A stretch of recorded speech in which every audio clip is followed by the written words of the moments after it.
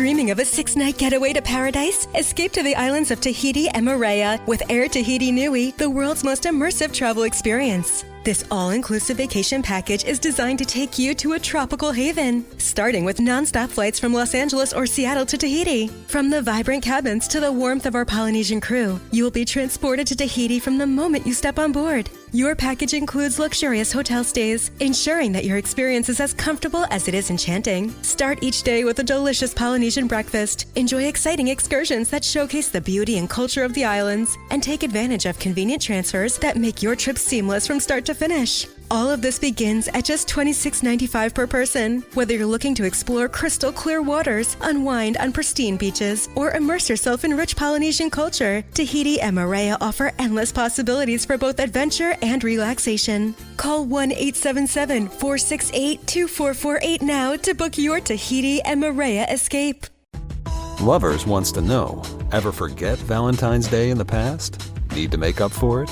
Do it and them right this time with the perfect pleasure present from Lovers stores. Whether you're looking for spicy toys, alluring lingerie, or exciting accessories, Lovers has it all. Save 20% when you mention unforgettable at one of our 18 Western Washington locations. Offer valid with free Lovers Afterglow Rewards membership until February 28th. Some exclusions apply. What's up? It's your boy, the Ted Smith. When that pipe starts to trickle and you're in a real pickle, call Pinky. When that burst pipe starts to smell ripe, call Pinky. When your water heater's shot and it won't get hot, call Pinky. When you get home to a flood, call your best bud. Pinky's Plumbing to the rescue. No job is too big or too small. Pinky's does it all. So when your plumbing backs up and things get stinky, call Pinky's. Pinky'sPlumbing.com.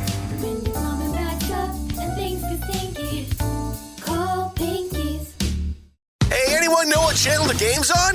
We know. Download the Sports on What app today and always know how to watch the game. Satellite, cable, or streaming. Sports on What knows the channel the game is on, and you can too. Subscribe today to start your 7-day free trial. Sports on What? We know. And now, here's the question. Hola, bitches. Good day to you and yours. All right, when I was young, fraud consisted of fake IDs to buy booze, forged signatures on parental consent forms, and, of course, the occasional prank phone call.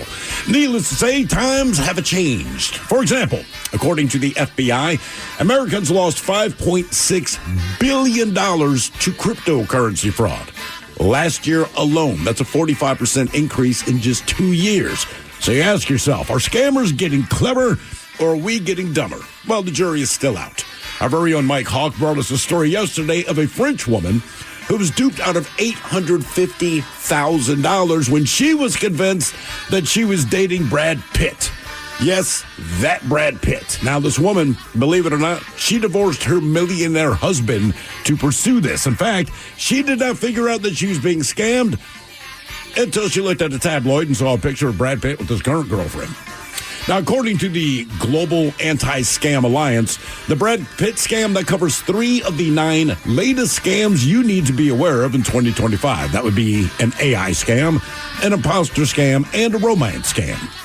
Yeah, we'll share the other 6 scams coming up, but one type of fraud that doesn't seem to affect most people, check fraud. And that's based simply on the fact that most people don't write checks. Anyone here write checks? Miles, you still write checks? How many do you think you write a year?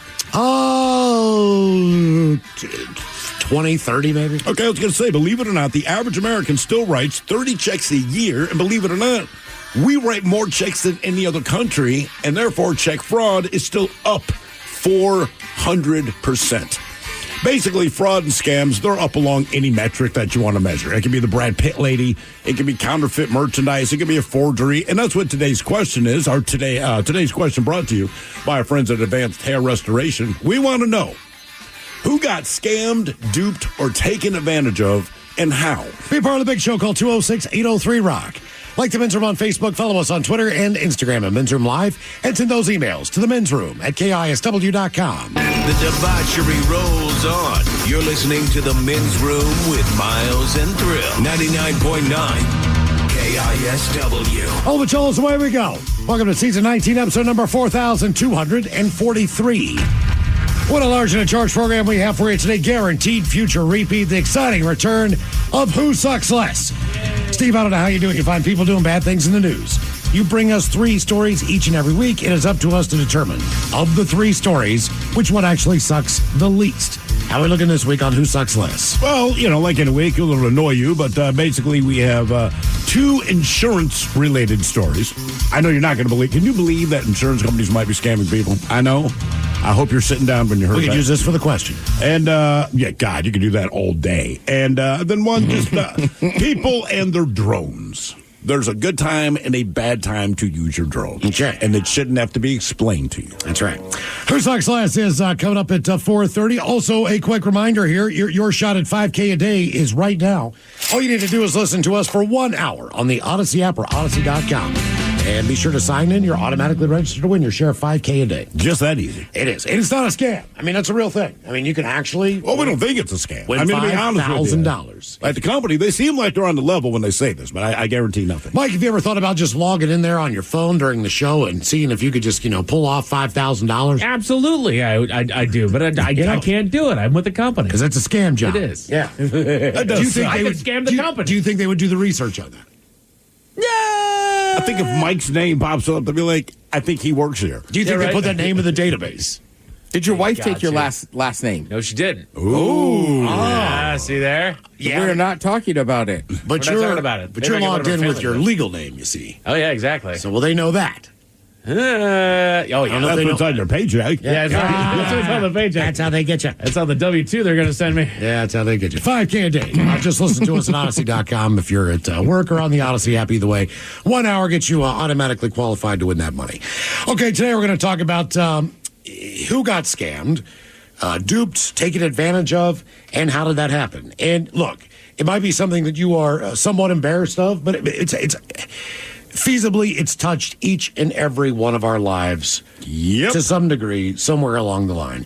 Whether that was a parent, an elderly grand person that you know, should be you opening up an email that you know damn well you probably should have clicked on. We get constant reminders, constant updates as far as... And constant emails. Yeah, just our own emails as far as how to protect the company.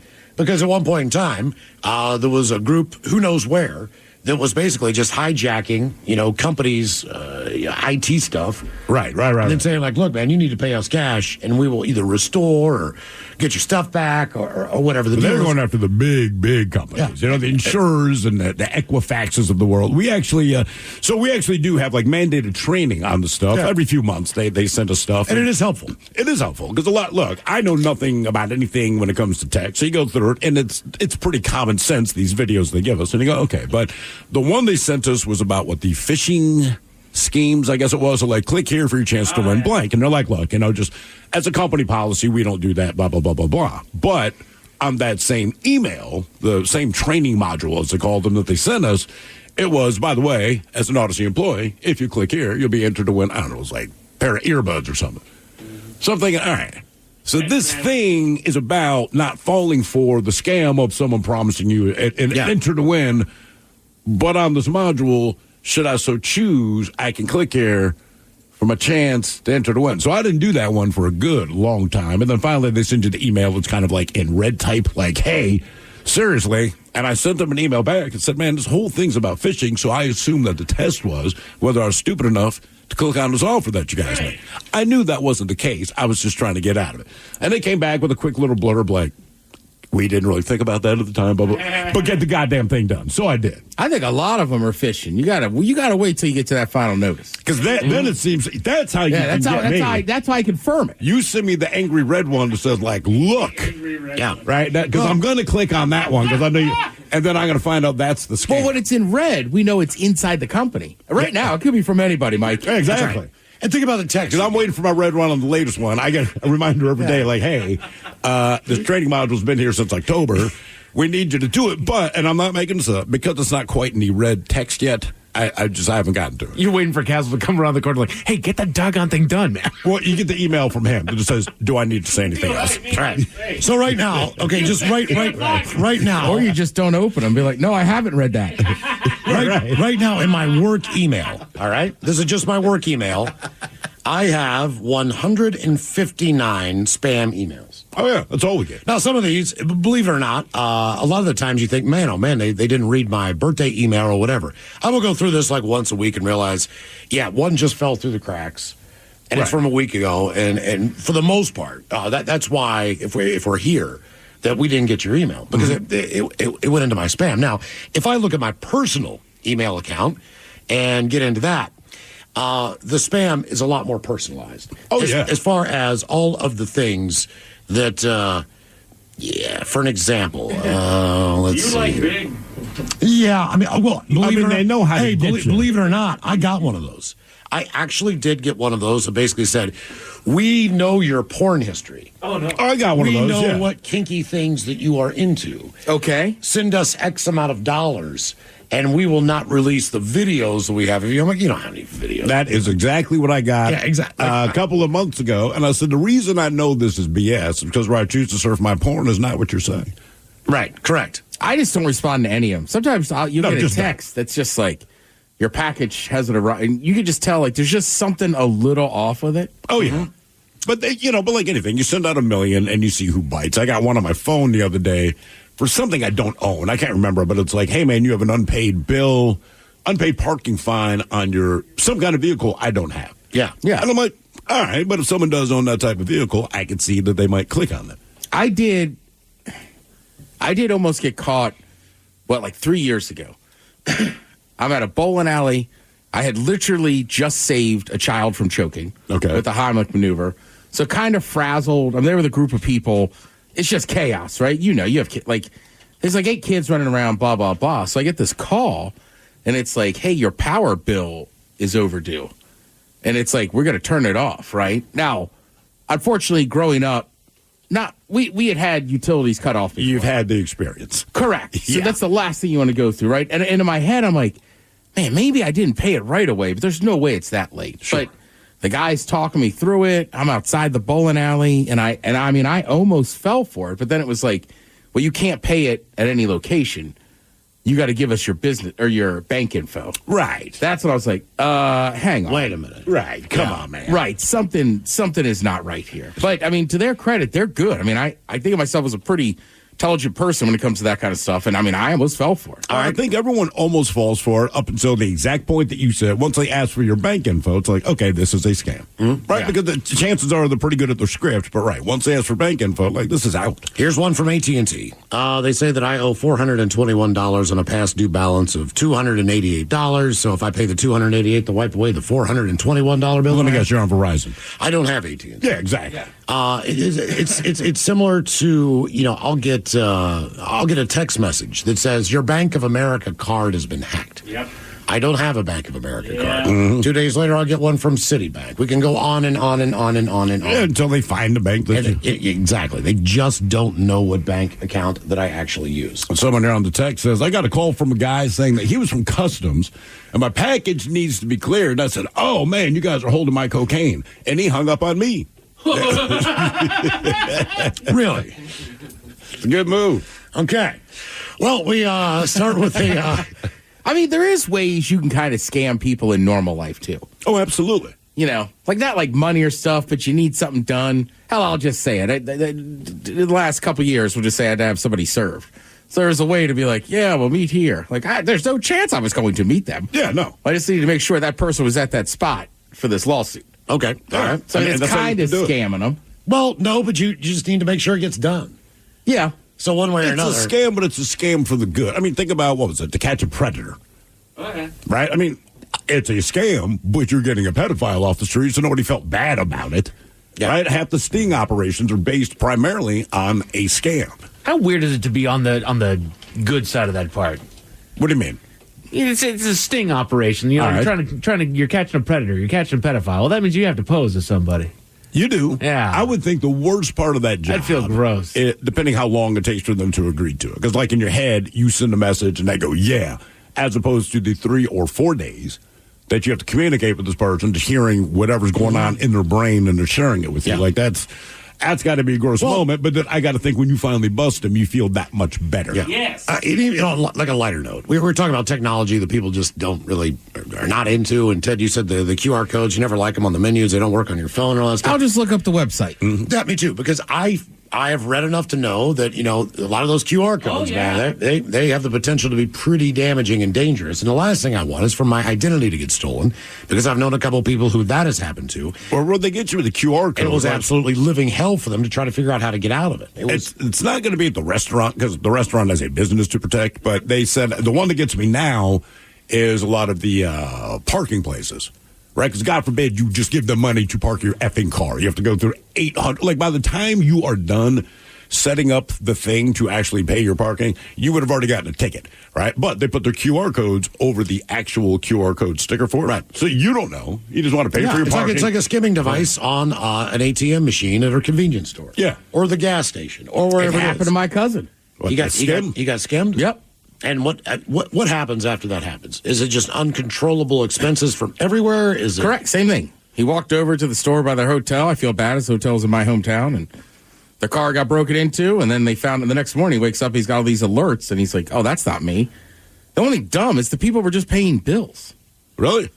So they scanned his card, but then they paid their own bill. So it's like, it's not going to be hard to figure out who you are. But in those fake accounts. Right. I mean, but come on, man. No, Ted, you're right. Like, on the one hand, I'm glad that if you decide to steal from me, you're trying to put it towards something to make your own life right. But also, we're going to catch your ass, man. Like, if you're going to steal cash from me and pay your bills. But if you're going to take my identity, don't pay your bills. Like, go on vacation. I mean, I don't know. It's something. I was in Ballard at one point in time with Hair Club. Somebody, I left my backpack in his front seat like a dumbass. Somebody bashed in the window, took that backpack, and it also had a credit card in it. Yeah. And I mean, I couldn't call the bank fast enough. We were probably in that restaurant for about an hour, 15 minutes, maybe. Whatever it wasn't that long. So let's say it's that long. As soon as I called the bank, they're like, "Yeah, man, this has been used as a fill-up at a gas station." I was like, "How much was the fill-up?" They're like, $120-some. Okay, they're driving a bigger SUV. That's basically what I was thinking. You know that much. Whoever this person is has got a big-ass truck. There's no question, unless they're driving a school bus. They don't fill up their cars. The trick is you stand there and go, "I don't have cash. Can I fill up your tank on my car?" And you give me the cash in exchange. Oh. That's why because I left my wallet in a gym locker, and same thing, I didn't have my lock with me. I was like, nobody's going to steal it. So, I mean, same thing. It's got to be like an hour. And by the time I realized it was gone, it'd be like an hour and 15 called. Same thing. Gas had already, 2 fill-ups have already been bought on it. Jesus. You know what's crazy, though, man? As much as, like, people, Miles, people make fun of you for writing checks, but checks to me are safer in the sense of if you have a paper check, one, like, they'll invite their other coworkers around to be like, "This is an artifact." But they will ask for ID. For you to cash that check, they will ask you for ID, right? And that kind of ruins the whole thing. If they take your debit card or credit card, there's nothing. I just bounce it off the scanner thing. That's it. No one asks anything. Like when I was growing up, man, and this was 8,000 years ago, but I remember I'd go with my parents to the store, and if they used a credit card, the cashier had like a little phone book looking thing. Do you remember this? Yeah. And they would open up this phone book thing, and it was numerical, and they'd have to go through to match the number of your card. If the number on your card matched anything in this phone book thing, then it was stolen. But they only printed these things like once a month. So even if you stole someone's credit card back in the day, you got a month to use it. But like if you steal it now, man, you could tap that bitch to buy anything you want. No one. My wife uses my credit card, and it blows my mind because I'm like, it is my name. But she's like, they never look to see if you can tap it. They don't care. If you have a paper check, believe it or not, as antiquated as it is, now you got to slow down and pull out your ID. I'd be more comfortable with someone stealing a check from me than my card. Right. I guess I just do everything like wire. I'm trying to think of everybody does it wireless, right? But that's the thing. But what do you once you do it wireless, it's no one asks for ID or any kind of real verification. I mean, that's the whole thing with it. So you can so paper checks, antiquated. But if someone does a $10,000 check from you, it doesn't matter the amount. They got to show ID. If their ID does not match the name on the check, which it will not because it was stolen, it's not going to be cash. I don't know if they get busted, but that check gets voided. My bank's pretty good about this. If I'm in a certain location and I'm still making purchases, I had my account basically hacked. Somebody got my number, and they were running up charges in the state of Texas. But I was still making cash withdrawals and doing things with that same card here in Seattle. So they get a hold of me like you can't be in two places at once. These two transactions happen 5 minutes apart. Right. So where are you? They keep trying that. And so they were in San Antonio, I believe, is where these transactions. Because I could see them. I could log in at that point in time when they called me. Didn't they go bowling or something too? They went bowling. All right. But now, nice. They went bowling. I kind of like these people. Yeah, they didn't buy a car. They just had a good time. They spent like $72 at a bowling alley. I'm like, all right. But the one here was the weird part about it. They went to Whataburger. All right. So this is probably about 8-10 years ago. I am unaware of Whataburger. It's definitely Texas. Because I'm like, what is Whataburger? What is Whataburger? So I'm talking to the person. They're like, sir, actually, our center is located in Austin, Texas. Ah, okay. And I was like, is that a mom and pop? What is Whataburger? You know, what is this? He's like, oh, no, it's a burger chain. So you know me now. I'm like, well, what do they got? And he's like, so he starts telling me about, I've never heard of Whataburger before. So he starts telling me about, I'm like, oh, how is the burger? So we go from I'm getting ripped off and scammed to me having an in-depth conversation about what this fast food restaurant, what their specialty is, what they have to offer. Like, are they famous for the chicken sandwich? Do they have anything? They're famous for that burger. Right. Yeah. But at the time, you know what I mean? I had never heard of them before. So we were kind of having more of a conversation about what's on the menu of Whataburger than we were trying to fix all the transactions. Sir, you really have to try it. Because he was that serious, like, ever in Texas, man, just stop into Whataburger. Right? You know, like, I think you'll like it. It's like, Whataburger, huh? Never heard of that. Yeah. Well, it's like when people argue fast food burgers, right? Yeah. Eventually, In-N-Out comes up, blah, blah, blah. Except in Texas. So it's just Whataburger. I have it on good authority. They're open late. Who got scammed, duped, or taken advantage of, and how? 206-803-RIDE. Hiring is a lonely business. Posting jobs, sifting through resumes, interviews with unqualified applicants, being ghosted.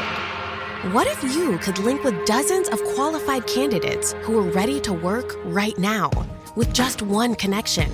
That's Express Employment Professionals. Find us at expresspros.com. One connection, the workforce you need. Problem solved. Express Employment Professionals. expresspros.com. Wow. What's up? I just bought and financed a car through Carvana in minutes. You? The person who agonized 4 weeks over whether to paint your walls eggshell or off-white bought and financed a car in minutes? They made it easy. Transparent terms, customizable down and monthly. Didn't even have to do any paperwork. Wow. Mm-hmm. Hey, have you checked out that spreadsheet I sent you for our dinner options? Finance your car with Carvana and experience total control. Financing subject to credit approval.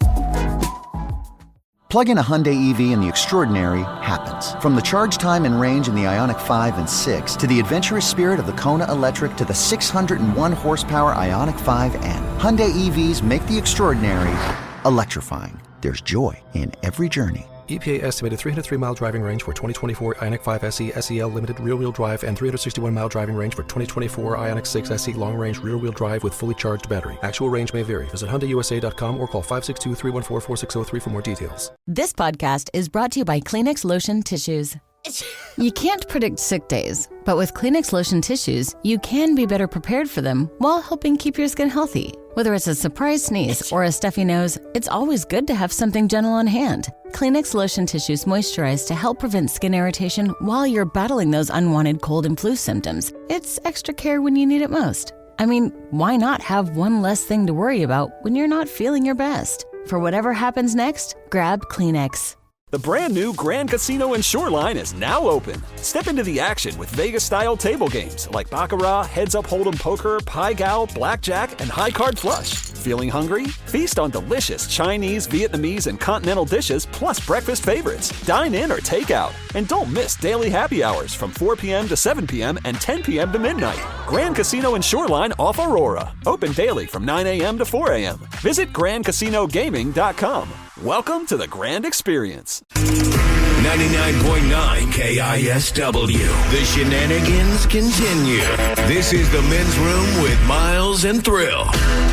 As the story goes, there's getting weak kneed at the sight of Brad Pitt on the silver screen. What? Then there's falling hopelessly in love with Brad Pitt, conducting a year-long online romance and sending hundreds of thousands of dollars to the down-on-his-luck actor for cancer treatment. Yeah, he's down on his luck. As the BBC reports, a French woman, known to the world only as Anne, apparently found herself in the latter camp.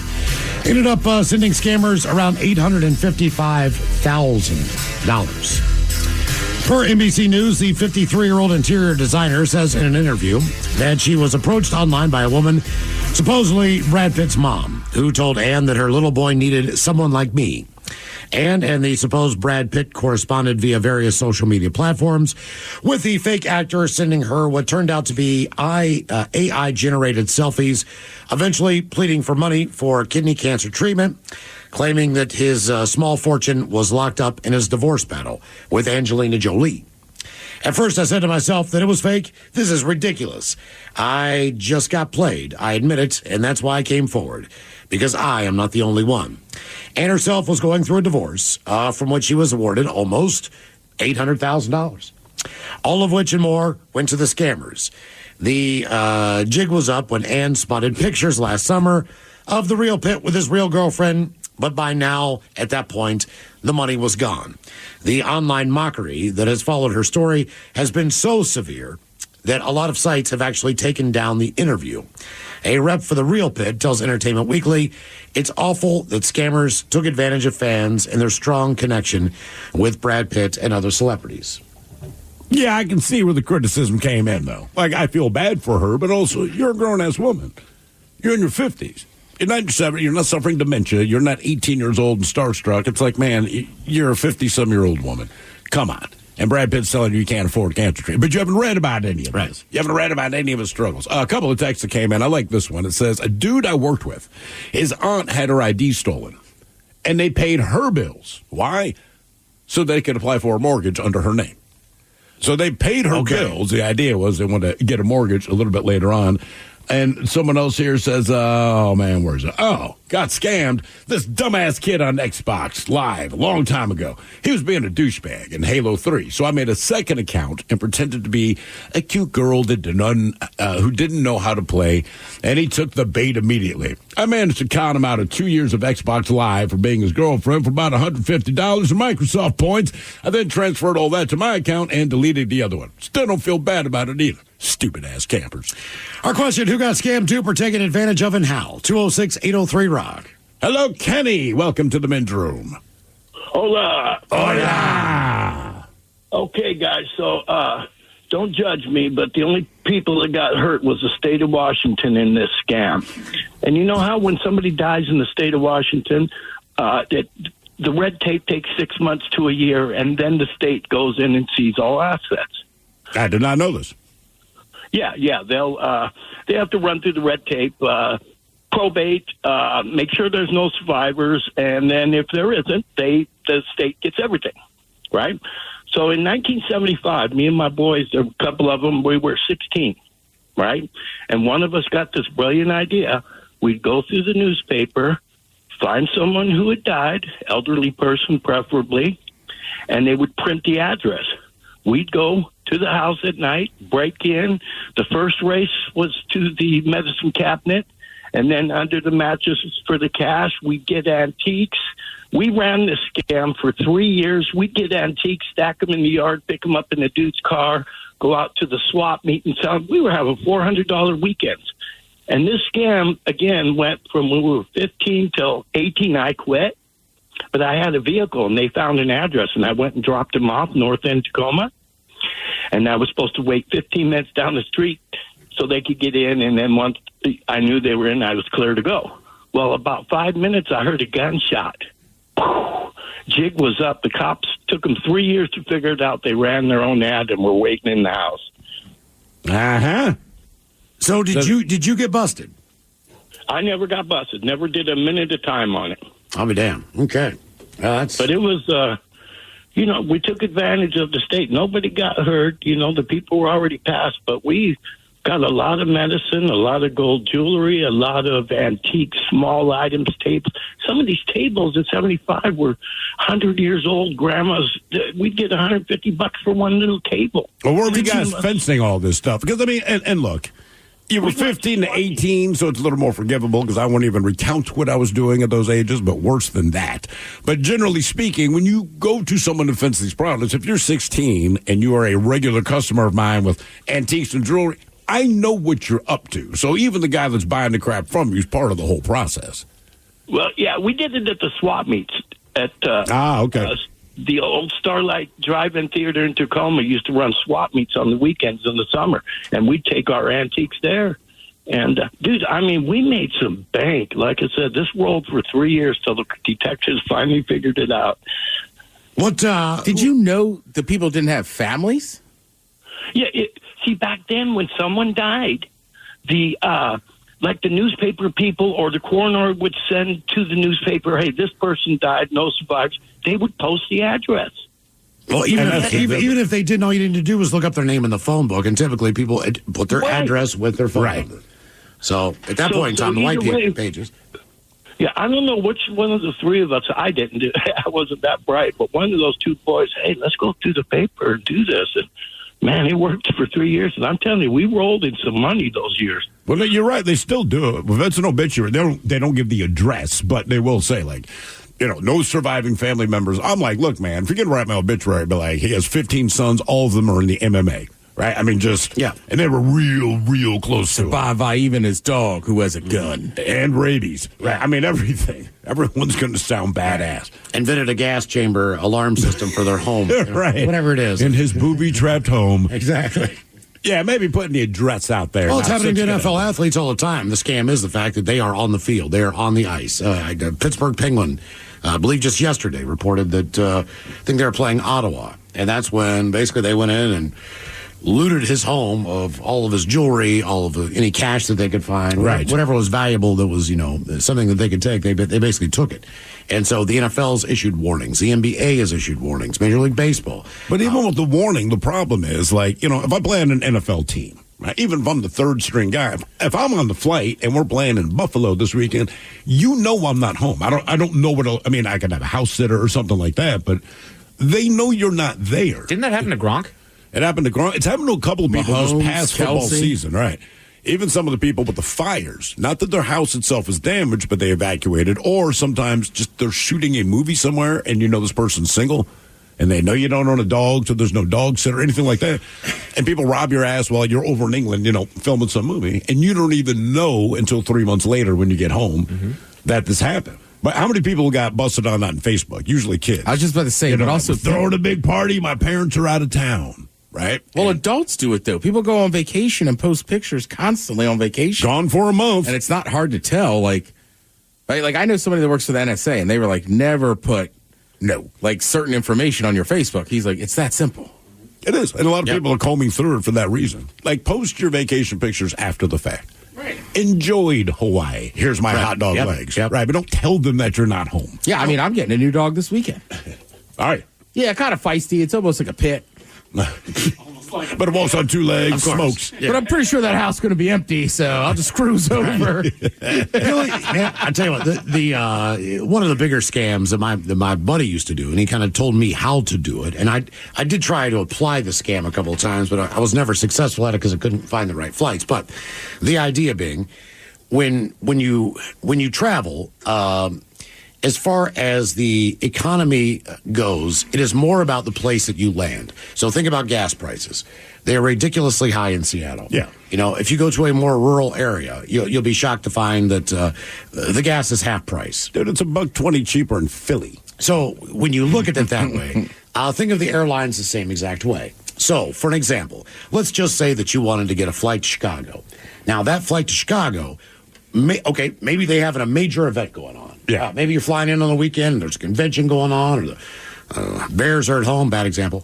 But whatever it is. Reduced cost. That jack the hotel prices up and everything else, okay? You're not flying. You are not flying in Chicago, and that's the way that you have to look at this. You're looking at a flight to maybe South Bend, Indiana. You're looking for a flight to Indianapolis, to Huntington, West Virginia, to Dayton, Ohio, to Grand Rapids, Michigan, that goes through Chicago. Right, that's where your layover is. The total ticket price of that flight to Grand Rapids, Michigan might be $275 based on the economy. That same ticket to Chicago is $450. What do you do when that flight lands in Chicago, or you get on a different plane to head to Grand Rapids? You take your carry-on, and you get the F off the plane, and now you're in Chicago. And you just saved. You just can't check a bag. You just can't check a don't bag. check the bag. Simple. And if that's to me, that's not a scam because they scam you on it. Look, when we went to when the Ravens went to the Super Bowl in 2012, we lived in Seattle, and Miles and I are Ravens fans. Okay, so the moment that we knew we were going to the Super Bowl, we're on the phone and we booked. We're going to go to the Super Bowl. Man, we're buying the Super Bowl tickets. Blah blah blah. Now, the tickets for the game itself, they cost the same everywhere unless you're going through Hack or whatever they call them. whatever ticket broker you got. Right. So we bought that, but we bought our plane tickets. And believe it or not, they were a little more expensive only because New Orleans is hosting the Super Bowl, but they really weren't that bad. They weren't crazy. So when we get there, the majority of people that are going to this game flew from the city of San Francisco and the city of Baltimore for obvious reasons. And when we're talking about the cost of flights, we're like, yeah, I'm stunned that they didn't jack up the price. And then we realized everyone in Baltimore spent about 4 times as much as we did to fly, even though it's considerably closer to New Orleans and Seattle. But they spent 4 times as much. Same thing from the people in San Francisco. We cheated too. And that's what occurred to us, though, when we said, you know what?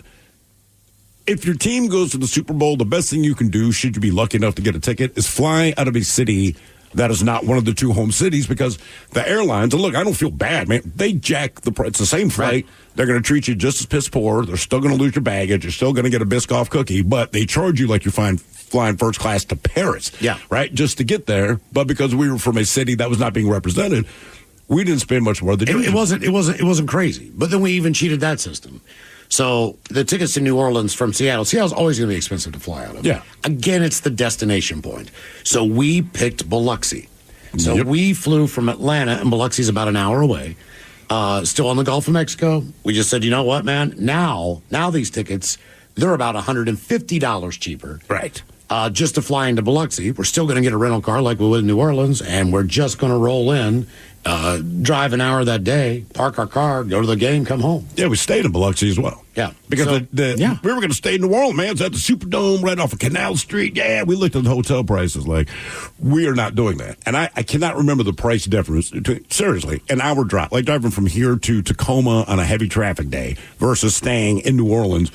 It was astronomical, the difference. But the number of people that we met, they're like, man, my tickets were like $2,500. Ordinarily, from Baltimore to New Orleans, it's about a $350 flight. Spent almost $2,500. Their hotels were like $450 a night. This is like the Residence Inn that you get for maybe $1.19 a night. But everything jacks up. We're like, dude, we're in Biloxi at a casino. I mean, it was awesome. What was it? Is that the Jimmy Buffett one? Or we were close to that.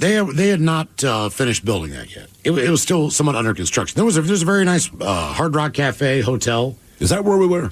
We can't remember which we one. were in a and they have casinos too. Yeah, right? we were in a casino. Yeah, there was a casino, dude. I mean, this was a full service Vegas style. I want to say that it was awesome. For the Super Bowl festivities. It was like Larry the Cable Guy was there, coming to town that weekend or whatever the deal. I'd go see him. And let me tell you, in Biloxi, that's like the second coming of Christ, man. I mean, seriously, like Larry the Cable Guy is coming to this casino in Biloxi, and it was like the buzz of the town. And like a week later, it was Ron White. It was all exactly what you think would be going through there. Those people were stoked, though, man. Yeah, I mean, I will say the same thing happens in small towns for college football. I can believe that. Right? Like trying to fly from here to, say, Oxford, Mississippi. It's not that big of a deal, but there's only a few game days a weekend. And that flight from Memphis down there, it's shocking. But they know people will pay it because it's the only way to get down there. And when you get there to get a hotel room, that's how they get you. You basically can't. You can't really... you're handcuffed. Whether you drive, whether you fly, once you get in those small towns, with those big college football games, I cannot. At one point in time, they were going to have a high school reunion or something, and they tentatively put this date out because they rented this place in Morgantown. Blah blah blah blah blah. And I think I was on my 30 year. And that date got moved twice because of Mountaineer home football games. Yeah. Because nobody wanted to pay the cost. People could not come into town and get a room. You couldn't get a room, and if you did get a room, it was a regular hotel room, maybe $150, $200 a night. This room is now $600. Not only that, but you have to book the room. Game's on Saturday. You have to book Friday and Saturday nights. Right. So not only could you not get a hotel room at a reasonable price, but they kind of handcuffed you into booking the entire weekend. Yeah, I'm not kidding. Like, I'm just using Oxford as my nephew as a school there. But like the Holiday Inn, right? Standard Holiday Inn. Let's call it a Holiday Inn Express or whatever. Sure. Or I stay at the Best Western Plus. I like this. Usually, what, $120, $130 a night? It's an average. That one in Oxford, it's legit like $700 or $800 on these game days because they're just little towns, but everybody shows up. In Oxford, their stadium holds 65, maybe 60,000. Yeah. There's another 70,000 people that show up from all over the area just to tailgate and sit outside the stadium. Just to party. They are not even worried about going in. That is amazing. By the way, Miles, you're talking about the buy the plane ticket to a further destination, your layovers and where you want to be. If you can find it, you just got to put in the right. They started trying to make it illegal. Somehow. They did. It says that airplane thing. It's called skip lagging, and airlines are not cracking down on people doing it. Many will ban you for life if you're caught doing it now. If you don't get on that next plane. Yeah. So that's how they would get you. Right. You did not make it. But again, there's nothing illegal about. What are they mad about?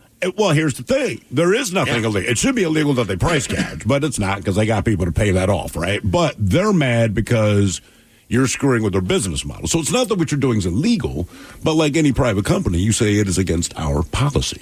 There's nothing wrong with you walking barefoot down the street, but 7-Eleven says, hey, no shoes, no shirt, no service, right? So, hey, what if you, not that what you're doing is illegal, but if you want to interact with my company. What if you just go to the counter? Policy. You go to the counter. You say, hey, I just turned my phone on when I got on the plane.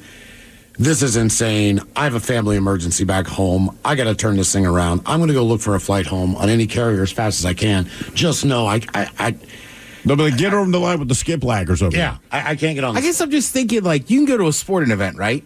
And either you could, let's say somebody in your family gets sick, or you get too drunk. Do you know what I mean? You have a stomach bug. It's not like the Seahawks are to come back and be like, you owe us money as you left at halftime. Right. Our policy is you got to stay the whole game. It's like, I already paid this airline. My father-in-law would love that policy. Yeah, what do you care if I hop off a thing early? And you don't have to say it because you're right. You just hear it in my voice. I'm like, God damn it, that is just sucky. It does suck. And it's like, we're only trying to beat your system because your system is garbage. I mean, that's legitimately it. Like, if you charge a fair price, people always try to find a way to do something cheaper. But in this case, if you overwhelmingly overcharge for something, then people want to find a way to save and the money. airlines, they can't even keep their lot. It's not just the airlines, TSA, right? So I had gotten in trouble when I was like 23. So when we first lived here, like I was on probation for 2 years. And I would get extra screening all the time. And I go, because I'm on probation. No, sir, there's nothing to do with it. But now I watch enough of these stupid airport shows. They're like, oh, we know everything. We always take them for extra screening if they're on probation. I was like, I knew it. Of course. Yeah. Yeah. I mean, like I wonder what the identifier is. Like, is it database? I mean, how? Yeah. It's database, dude. It's all federal database. If you're traveling through the airlines, like it's hence your passport, all that kind of stuff. I told you I signed up for Clear a couple of years ago just to not have to stand in this other line, right? And Clear, it's actually a wonderful thing. I think it's like $75 a year, whatever. Yeah, just spend it. Right. That's how you cheat the system, Mike. We have this legal company. I give them $75. I get a shorter line. But when I signed up for it, right, because you get a lot of people that go, hey, man, I don't want the government knowing stuff about. They already know about you. But I went to sign up for it to verify who I was. I had not put in any information other than my name. They said, we have a few questions for you. So the first thing they did was put my home address that I had not entered in there, by the way. Who was the previous owner of this house? I happen to know, and they give you 4 options. You don't have to type it in. It is multiple choice. What is the current make of your vehicle? Keep in mind, all I did was give my name. You're already in the system. So if you are paranoid, you're right. They know. I mean, but I signed up for that thing. I'm like, Jesus Christ, man. You know more about me than I do. Because even when I said the previous owner, I'm like, because the guy went by Tony. When I finally saw Anthony, I'm like, gotta be him. Is that the guy? Who got scammed, duped, or taken advantage of, and how? 206-803-ROCK. Auto insurance rates are on the rise, which is why you should call Vern Fonk Insurance. Vern Fonk could save you up to 20% on your auto insurance. The pros at Vern Fonk will do all the work, comparing different plans to find you the best options. And they can insure you over the phone. One call to Vern Fonk could save you up to 20%. Call 206-408-5094. 206-408-5094. Remember to honk when you drive by Vern Fonk. Restrictions apply based on a Q3 2023 study of Vern Fonk Insurance customers who reported saving when they switched. License number 1070622. Is your team at work feeling a little disconnected? Maybe the workflow's not flowing? Try Confluence by Atlassian. Confluence is the connected workspace where teams can create, organize, and deliver work like never before. In Confluence, teams can whiteboard their vision for any project, easily create or access the relevant pages and resources they need, and discover important context they might not even know they need. Plus, AI helps teams jumpstart brainstorms, organize information, and connect workflows, so teams can move efficiently and create alignment with ease. In fact, with Confluence, teams can see 5.2% average boost in productivity in 1 year. So if your team lacks confidence, try Confluence, the connected workspace where teams can do it all. Set knowledge free with Confluence. Learn more at Atlassian.com/confluence. That's Atlassian.com/CONFLUENCE. Presented by T-Mobile, the official wireless partner of Odyssey Sports. With an awesome network and great savings, there's never been a better time to join T-Mobile. Visit your neighborhood store to make the switch today. The details behind the Diddy indictment. Taylor Swift's stalkers. Jerry Lee trying to kill Elvis. Disgraceland dives into the dark side of entertainment every Tuesday. Follow and listen to Disgraceland on the free Odyssey app or wherever you get your podcasts. Escape to paradise with a relaxing 6-night stay in the iconic islands of Tahiti and Moorea. Enjoy an all-inclusive nonstop flight to Tahiti from Seattle or Los Angeles on Air Tahiti Nui, the world's most immersive travel experience. From the vibrant cabins to the warm and welcoming crew, you will be transported to Tahiti from the moment you step on board. This dream getaway also includes beautiful accommodations, excursions, daily breakfast, all transfers, and more, starting at just $26.95 per person. Call 1-877-468-2448 to book yours today. Lovers wants to know, ever forget Valentine's Day in the past? Need to make up for it? Do it and them right this time with the perfect pleasure present from Lovers stores. Whether you're looking for spicy toys, alluring lingerie, or exciting accessories, Lovers has it all. Save 20% when you mention unforgettable at one of our 18 Western Washington locations. Offer valid with free Lovers Afterglow Rewards membership until February 28th. Some exclusions apply. What's up? It's your boy, the Ted Smith. Slow drain being a pain? Call Pinky. That pipe's being a little leaky? Call Pinky.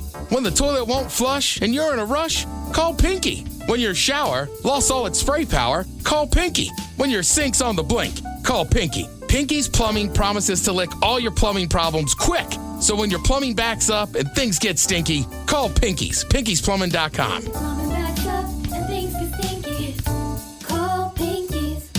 Hey, what's the easiest way to find out what channel the game's on? Sports on What? Subscribe to the Sports on What app and quickly find the channel for every provider. Satellite, cable, or streaming. Sports on What knows the channel the game is on, and you can too. Download today. 99.9 KISW. We return to the men's room with Miles and Thrill. Hey, do yourself a favor. Log on to the Odyssey app and Odyssey.com. Listen for 1 hour to this fine radio program. Your chance to win your share of $5K a day. It's just that easy. You'll automatically be entered to win if you are signed up, and make sure you log in so they know you're there. So Odyssey app or Odyssey.com and listen to the rock. Okay, our question, who got scammed, duped, or taken advantage of and how? 206-803-ROCK. Hello, Wes. Welcome to the men's room. Hola! Hola! All right, so I was in Greece during COVID with the military, and we were put on lockdown because, you know, they had so many per 100,000 or whatever cases. And so they were, like, super strict. And a lot of us were getting, like, super shaggy, wanted haircuts. And I got the download that there was a dude who I could WhatsApp, and he would be like, so he texted me and he goes, all right, if you're going to come, show up at this time and bring a box, like a package. And I was like, all right. So me and my buddy John go down there, and we walk up, and we duped the cops because the cops kept trying to stop us. And we're like, no, delivery. And they're like, what? And I'm like, delivery, man. And we walk up to the front of his, like, really nice barber shop and knock on the door, and he goes, oh, thank you, come in. And he took us up to his private, like, haircutting place and gave us free beer. And, like, he's like, tell your friends. And he was a really good barber. He's like, tell your friends. So I told all my friends, And, all my coworkers, everybody that I worked with in the Army, and I was like, hey, man, go to this guy, hit him up on WhatsApp, tell him Wes sent you. And so everyone went to this dude. And so right before we were getting ready to leave, this was during December of 2020. In January of 2021, they started lifting restrictions. So I go down there to get one last haircut before we left to go back to America. And he goes, Wes, my friend, come here. And I was like, hey, what's up, man? He's like, you're first in line. And he gave me like a whole barber's bag of products and combs and all this crazy stuff. And he goes, the reason my family ate is because you sent all of your coworkers, all your military friends to me to get haircuts. And that's how I kept food on the table. Yep. Nice, man. Yeah. Well, you know what? You just wanted a haircut. Turns out you're doing good. I'm surprised somebody just didn't have a pair of clippers being the military. You couldn't just get a buzz cut, Right. One of those. But it's not a real barber. They don't know how to line you up. Right. Exactly. And then exactly. He was like, go next door, and this is in Volos, Greece. He goes, go next door, and it was a bourbon bar that had just recently reopened, and he said, whatever you get, it's on me, and tell the owner it's on me. And I was like, so I had never had Jack Daniel's bottled in bond, and I was like, I'll try that, and I'll try that, and I'll try that. How messed up did you get? I didn't drive. I'll tell you that. Yeah. All right. It's amazing to me how cheap Jack Daniel's is everywhere but here. Yeah, it's staggering, man. Yeah. Look, man, I'm getting through the customs in Zambia. The guy's like, it's $20. And I'm like, it's $20. He's like, yeah, or in Zimbabwe, in American. And I was like, I got to be honest with you, man. I do not have cash. And he's like, you don't have cash? And I was like, no. I got a card. So you can run a card. He said, we don't take cards. And so the people behind me were listening to this. And they're like, do you have $20? Yeah. Do you have cash? No, we don't have cash. And so eventually he takes me around the back of this thing, of the booth, when you're coming up to customs. And he begrudgingly bends down underneath the counter down there and takes one of the swipers out and swipes my card, goes, here, and hands it to me. Because now he's only getting $18.25 on it or something. Believe me, they were pocketing this money. Oh, of course. As much as they could. That's what I mean. Yeah. But he's only going to get about $18.25 out of this because now he's made a legit sale as opposed to, man, just give me $20, no questions. Right. That's what I love about duty free. And the first time I did duty free, coming back from Mexico. So, when I'm at an airport, man, because there's no sense of humor there. It's all federal. Everyone's dead serious. So I tend to answer questions as honest as I can, but I don't necessarily understand what the bigger meaning is. So I go to duty free and got a couple bottles of Jack and I think they took it down to 3 cartons now, but at the time you could get 5 cartons of smokes, right? And dirt cheap because that's what they're worth. So I got my 5 cartons. We land in Phoenix and, anything to declare, I'm like, I got this crap at duty free. And so the guy, he opens up the cigarettes, and he says, and this was just a weird question to me. He says, how many cartons of cigarettes are those? I said, there are 5 cartons of cigarettes. I said, what is your intent with these? And I looked at him, and I said, I'm going to open them, and then, as is done traditionally, I'm going to light the white end and suck hard on the orange end, and we call that smoking. I just thought the guy was completely stupid. I had no idea. So then he looks at me. He's like, God damn it, man. I mean, do you plan on selling them? I'm like, oh, no, not at all. I was like, these are all for me. I see what you're about now. He's like, right. We want to, because a lot of people, I guess, will come back and sell packs of cigarettes, whatever, blah, blah, blah. And I'm like, okay, man. See, that makes sense. But when you said, what's your intent? I'm like, it's a cigarette. So we light one end. And I was not trying to be a smart ass. I was just trying to break it down for someone who I perceived to be really, really incredibly stupid. I had no idea what they meant. Yeah. So now I feel like that. Would you have known, Ted? I would have said to smoke them. Yeah, I think there's what else do you do with them? So that's why I wanted to explain kind of what the process was, because I'm like, if you don't know what cigarettes are for, that's not going to smoke them. That's not going to make any sense to this idiot either. Turns out I was the idiot. I just didn't know. So I'm like, well, so I did break down, and he let me finish, and then just gave me a look. But he finally just broke out what they meant was, are you going to sell these?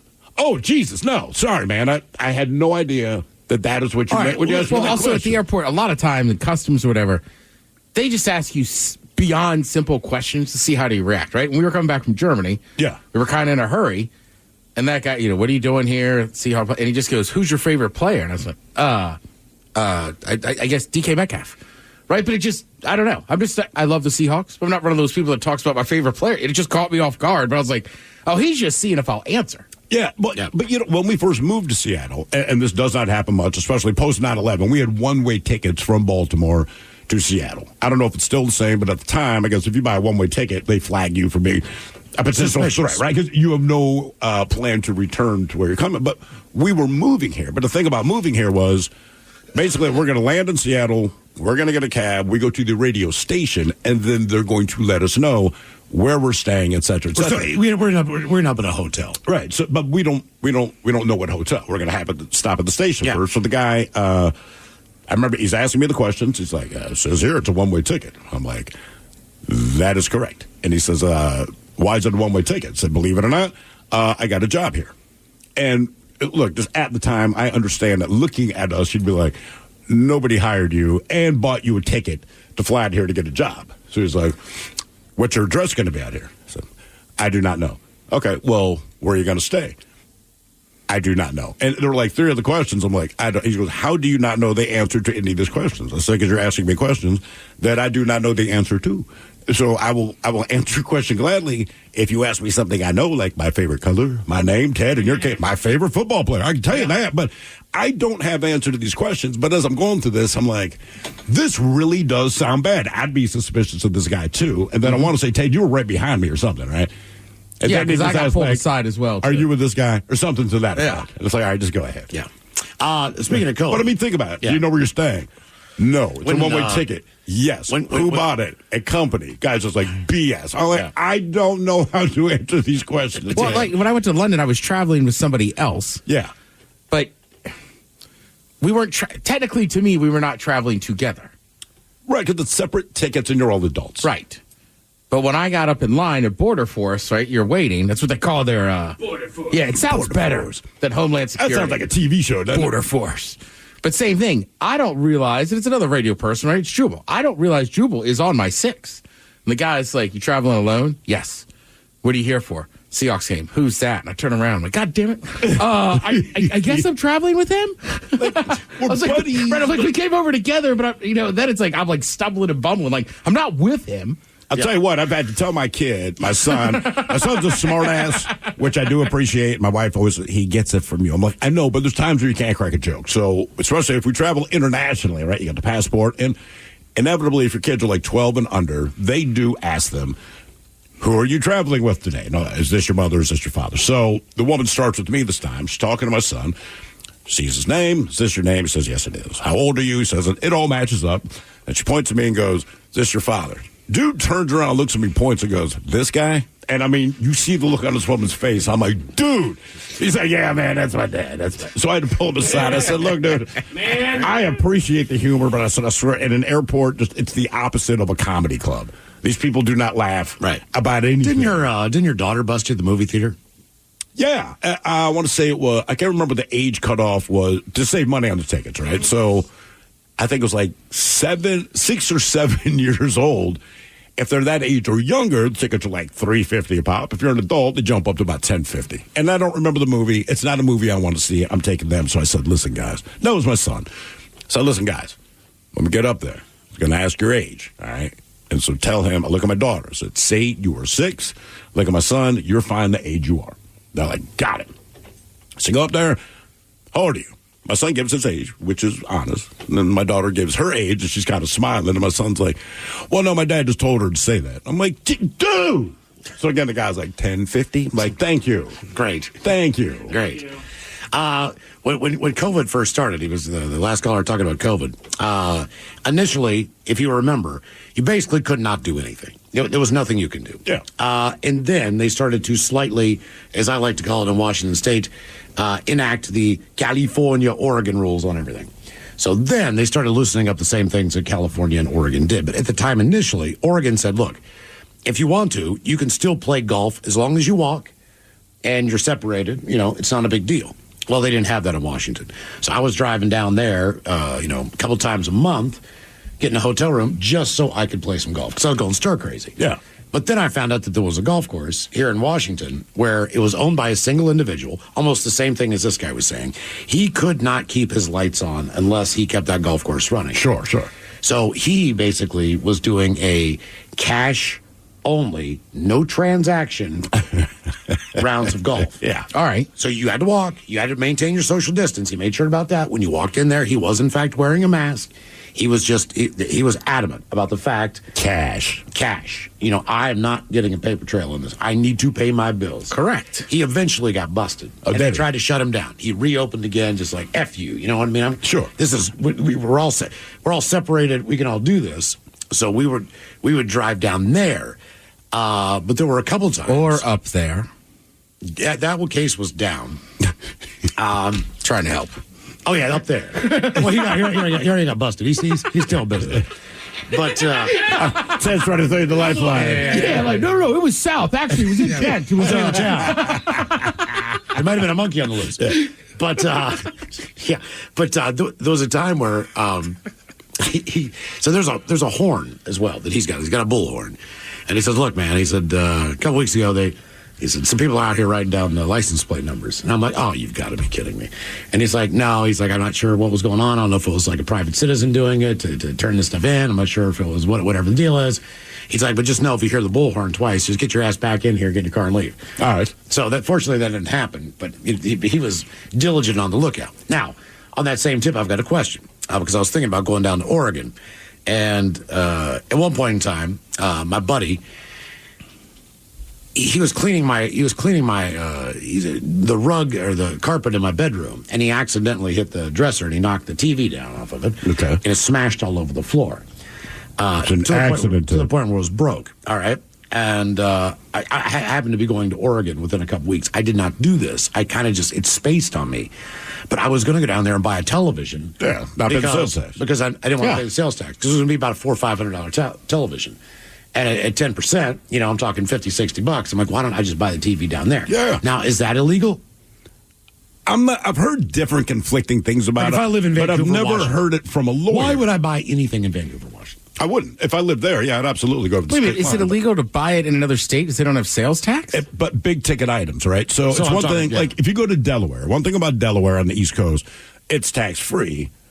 And you can buy all kinds of clothes, and you can buy $10,000. People do shopping excursions worth of clothes, but you don't hear about a lot of people buying big ticket items. Like people aren't going there to buy cars; they go there and they buy clothes and they buy socks, and you can buy school supply stuff.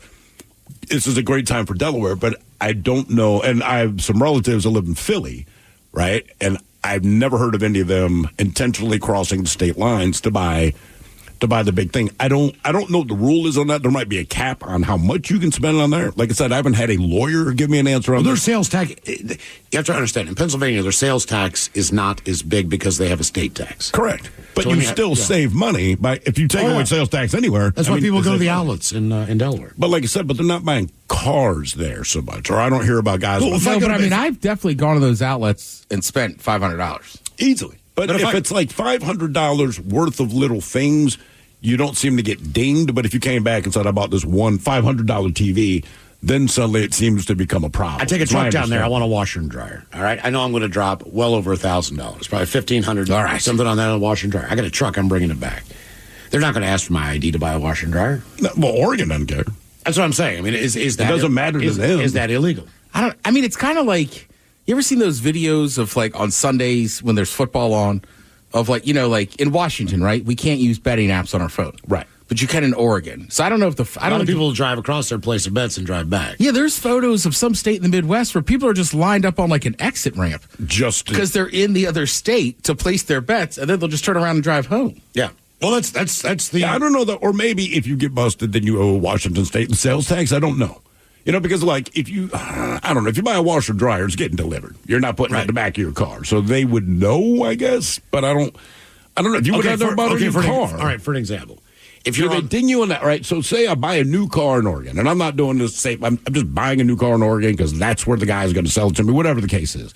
I drive back to Washington. Well, obviously I have to register it here in Washington. Are they going to, if they find out that I bought it in Oregon, do they ding you and put the sales tax on the car, right? So I bought it for $30,000 straight up, and then when they find out I bought it in Oregon, are they going to charge me $3,000 to cover the sales tax on it? I don't know. And if you look at like the Spokane Coeur d'Alene border there, right? Oh, hang on. Someone says I bought a car in Oregon. They will charge you tax when you get here. You can't get around unless you register there first. So you'd have to register your car in Oregon, which means you need the fake address. Then you can say you moved up here from there. BD, you got any info? Yes. The last truck I purchased in Oregon before I left the dealership after paying for the truck in total, in cash, in case you're wondering. They apply the Washington state sales tax to the county that I live in there. Okay, so they take care of it there. Leave there. If you buy a vehicle private party there, you go to register it here, you have to pay the sales What tax. if I buy $3,000 in appliances and put it in the back of your truck? I don't know. When I lived in Chicago, my morning guy who was a weatherman on NBC5, his mom lived in Portland. He'd fly out here for the holidays, come back, and he bought me an Xbox and a flat screen TV, and he didn't pay any sales tax, and no one questioned him on it. So I would tell you that everyone looks for the loophole, and he found it. Okay. Well, this guy puts it best. He says, look, cars are charged taxes based on where they're going to be licensed. It's pointless to buy in Oregon. You might as well just buy it here. That's what I'm saying. Not that big of a ticket item, but something like, Yeah, but you're right. If you want to buy I don't know, the best air fryer, microwave, and I don't think they're going to ding you on it. KitchenAid mixer, you don't have to register that. I'll just go to a Costco there. Or I still have a Costco card. I think the difference is if you don't have to register, they're not going to know, and you can fit the air fryer in your car. I think if you wanted to go to Olympia and say, "Hey guys, listen, I bought this $200 air fryer in Oregon. I owe you $20." Okay, we would not have dinged you for it, but if you want, now that you told us, yes, you owe us $20. It's an interesting dynamic if you ever crossed that line between Spokane and Coeur d'Alene, because right before you get to the border, there are no less than 6 marijuana distributors. Oh, easily, yeah. On the Washington side. When you get across that line, there are gas stations because there's no gas tax as severe as it is in Washington State.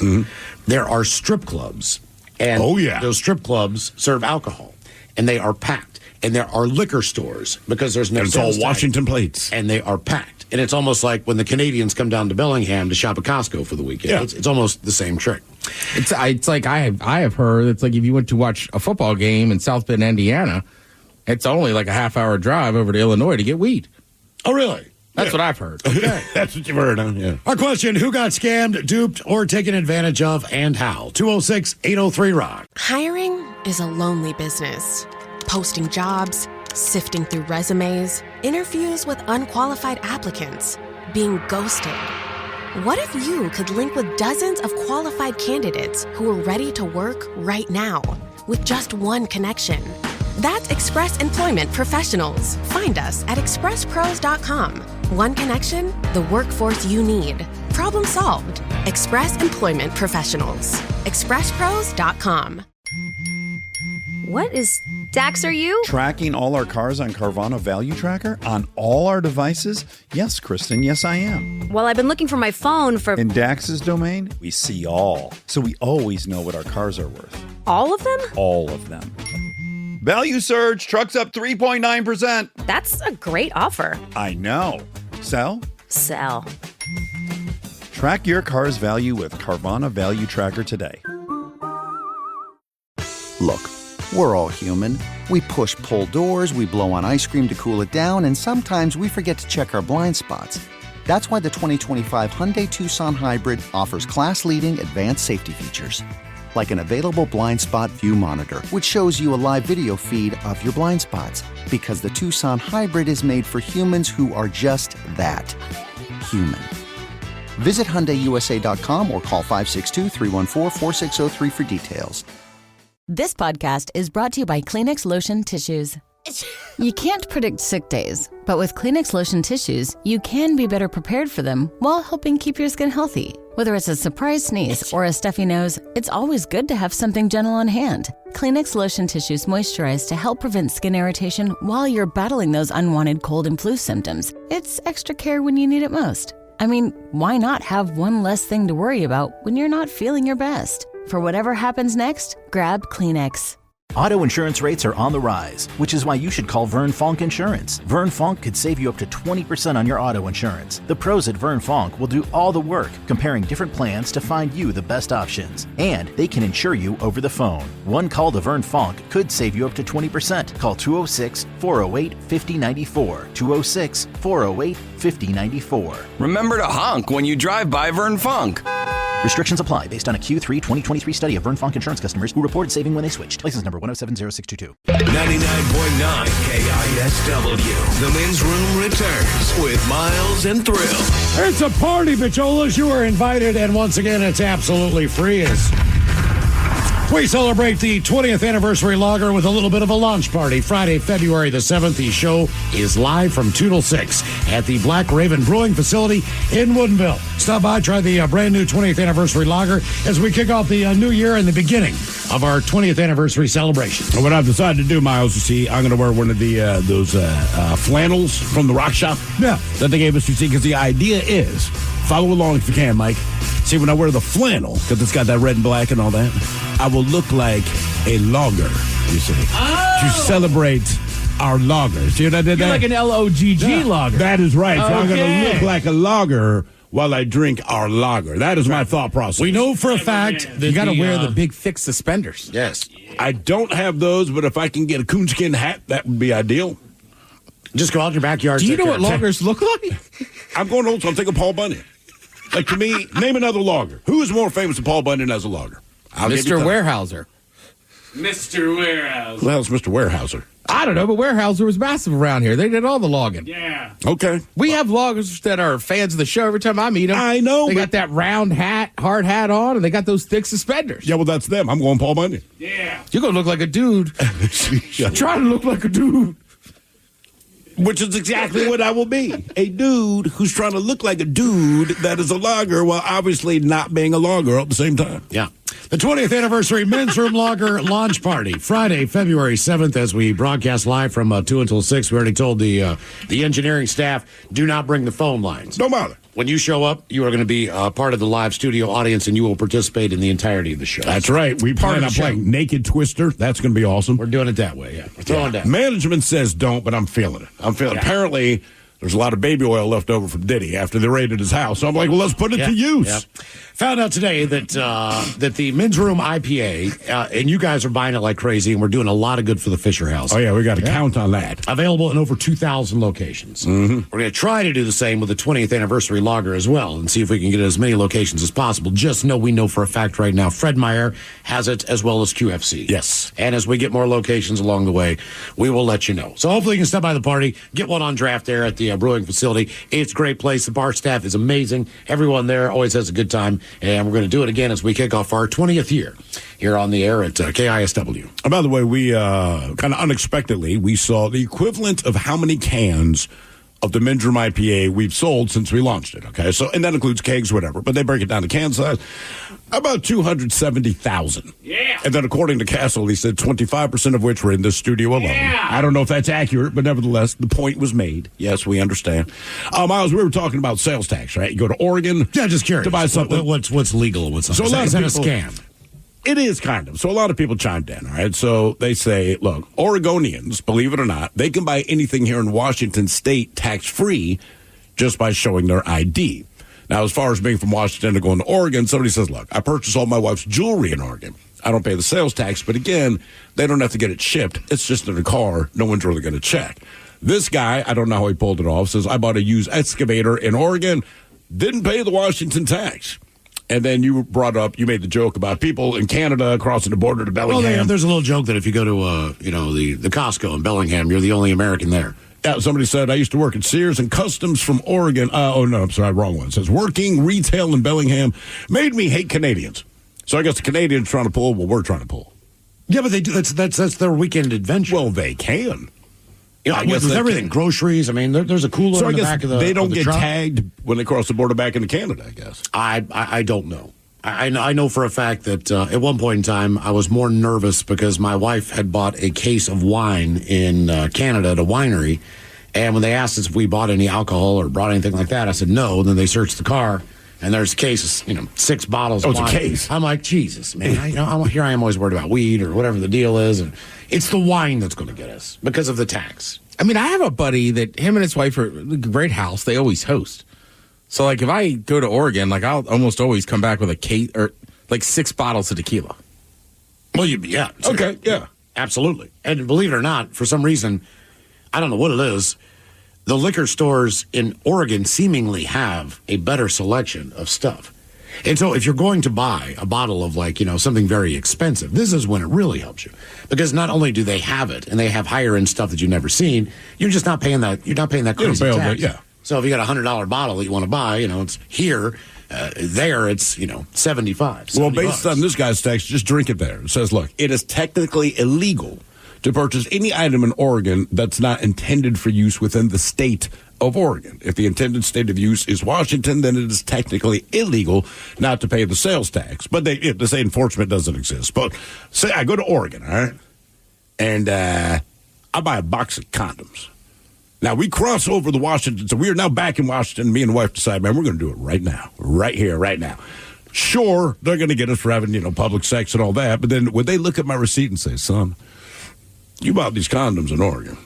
You clearly are using them in Washington State. You also owe us the sales tax on this box of condoms.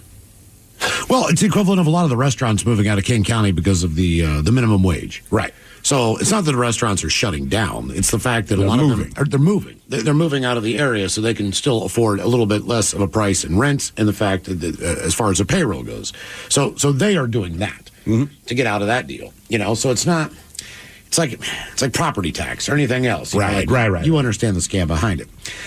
Speaking of scams, the latest scams you need to be aware of in 2025. Oh, cool. Well, we have a yearly update. They say the new year doesn't necessarily bring about a shift in scam tactics. In fact, over the years, they've got more new technology and are playing off recent events. There is a general sense that scams and fraud have become increasingly common around the world.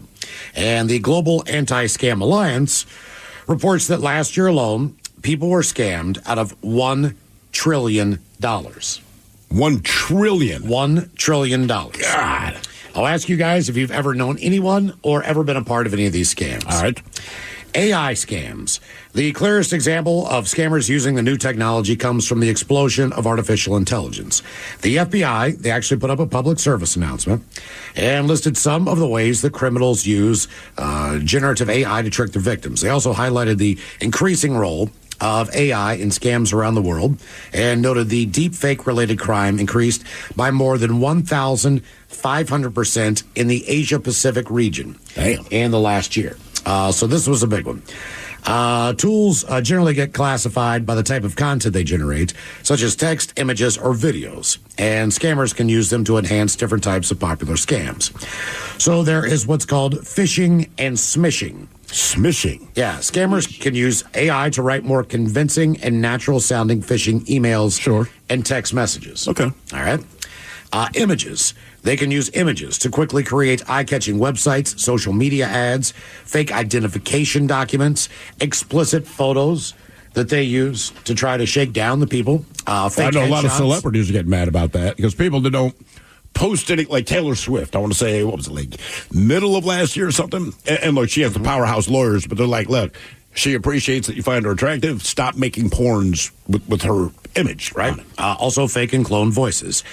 Next up, we have imposter scams. Almost always, people are hiding their identity. Imposter scams are one of the most common types of scams or fraud because the category is fairly broad. These do happen when the scammer pretends to be a friend, relative, celebrity, politician, business person, government agent, delivery person, or company representative. And they are so prevalent that they have their own name, such as the grandparent scam, which doesn't actually always involve a grandparent, but most of the time it does. Sure. There are also romance scams, which sometimes involve platonic rather than romantic relationships. According to the Federal Trade Commission, about 20% of people targeted by an imposter scam in 2023 lost money. So 1 in 5. The median loss is around $800. They also report the government imposter scams in particular led to a massive increase in losses during the first 3 months of 2024.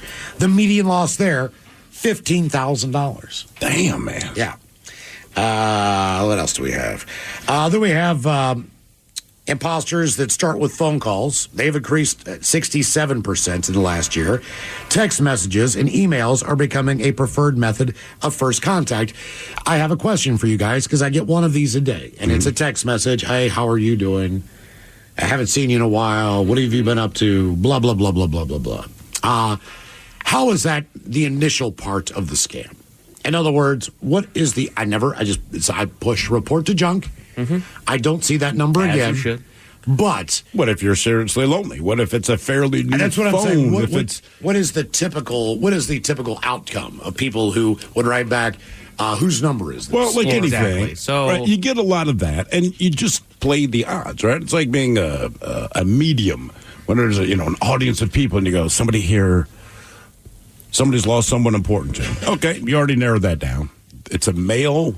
So now you got 50-50. Their name starts, is it an M or a J? Because those are the two most common names. And someone's going to yell, it's Mike. And then I take you from there. What I've found is that you'll say you got the wrong number, or no, I don't know you, and then sorry, my bad. And hey, I'm always in the market for new friends. Hey, let's keep in contact. They'll find their way to continue to talk to you, and then at some point they're going to ask you for money. Right. At some point they're going to need you. You can subscribe to their account. If they're fishing for dudes who don't mind, getting some nude selfies that they'll send you a couple teasers, and hey, you can get the good stuff over here on my premium Snapchat. You just have to send a credit card over to here.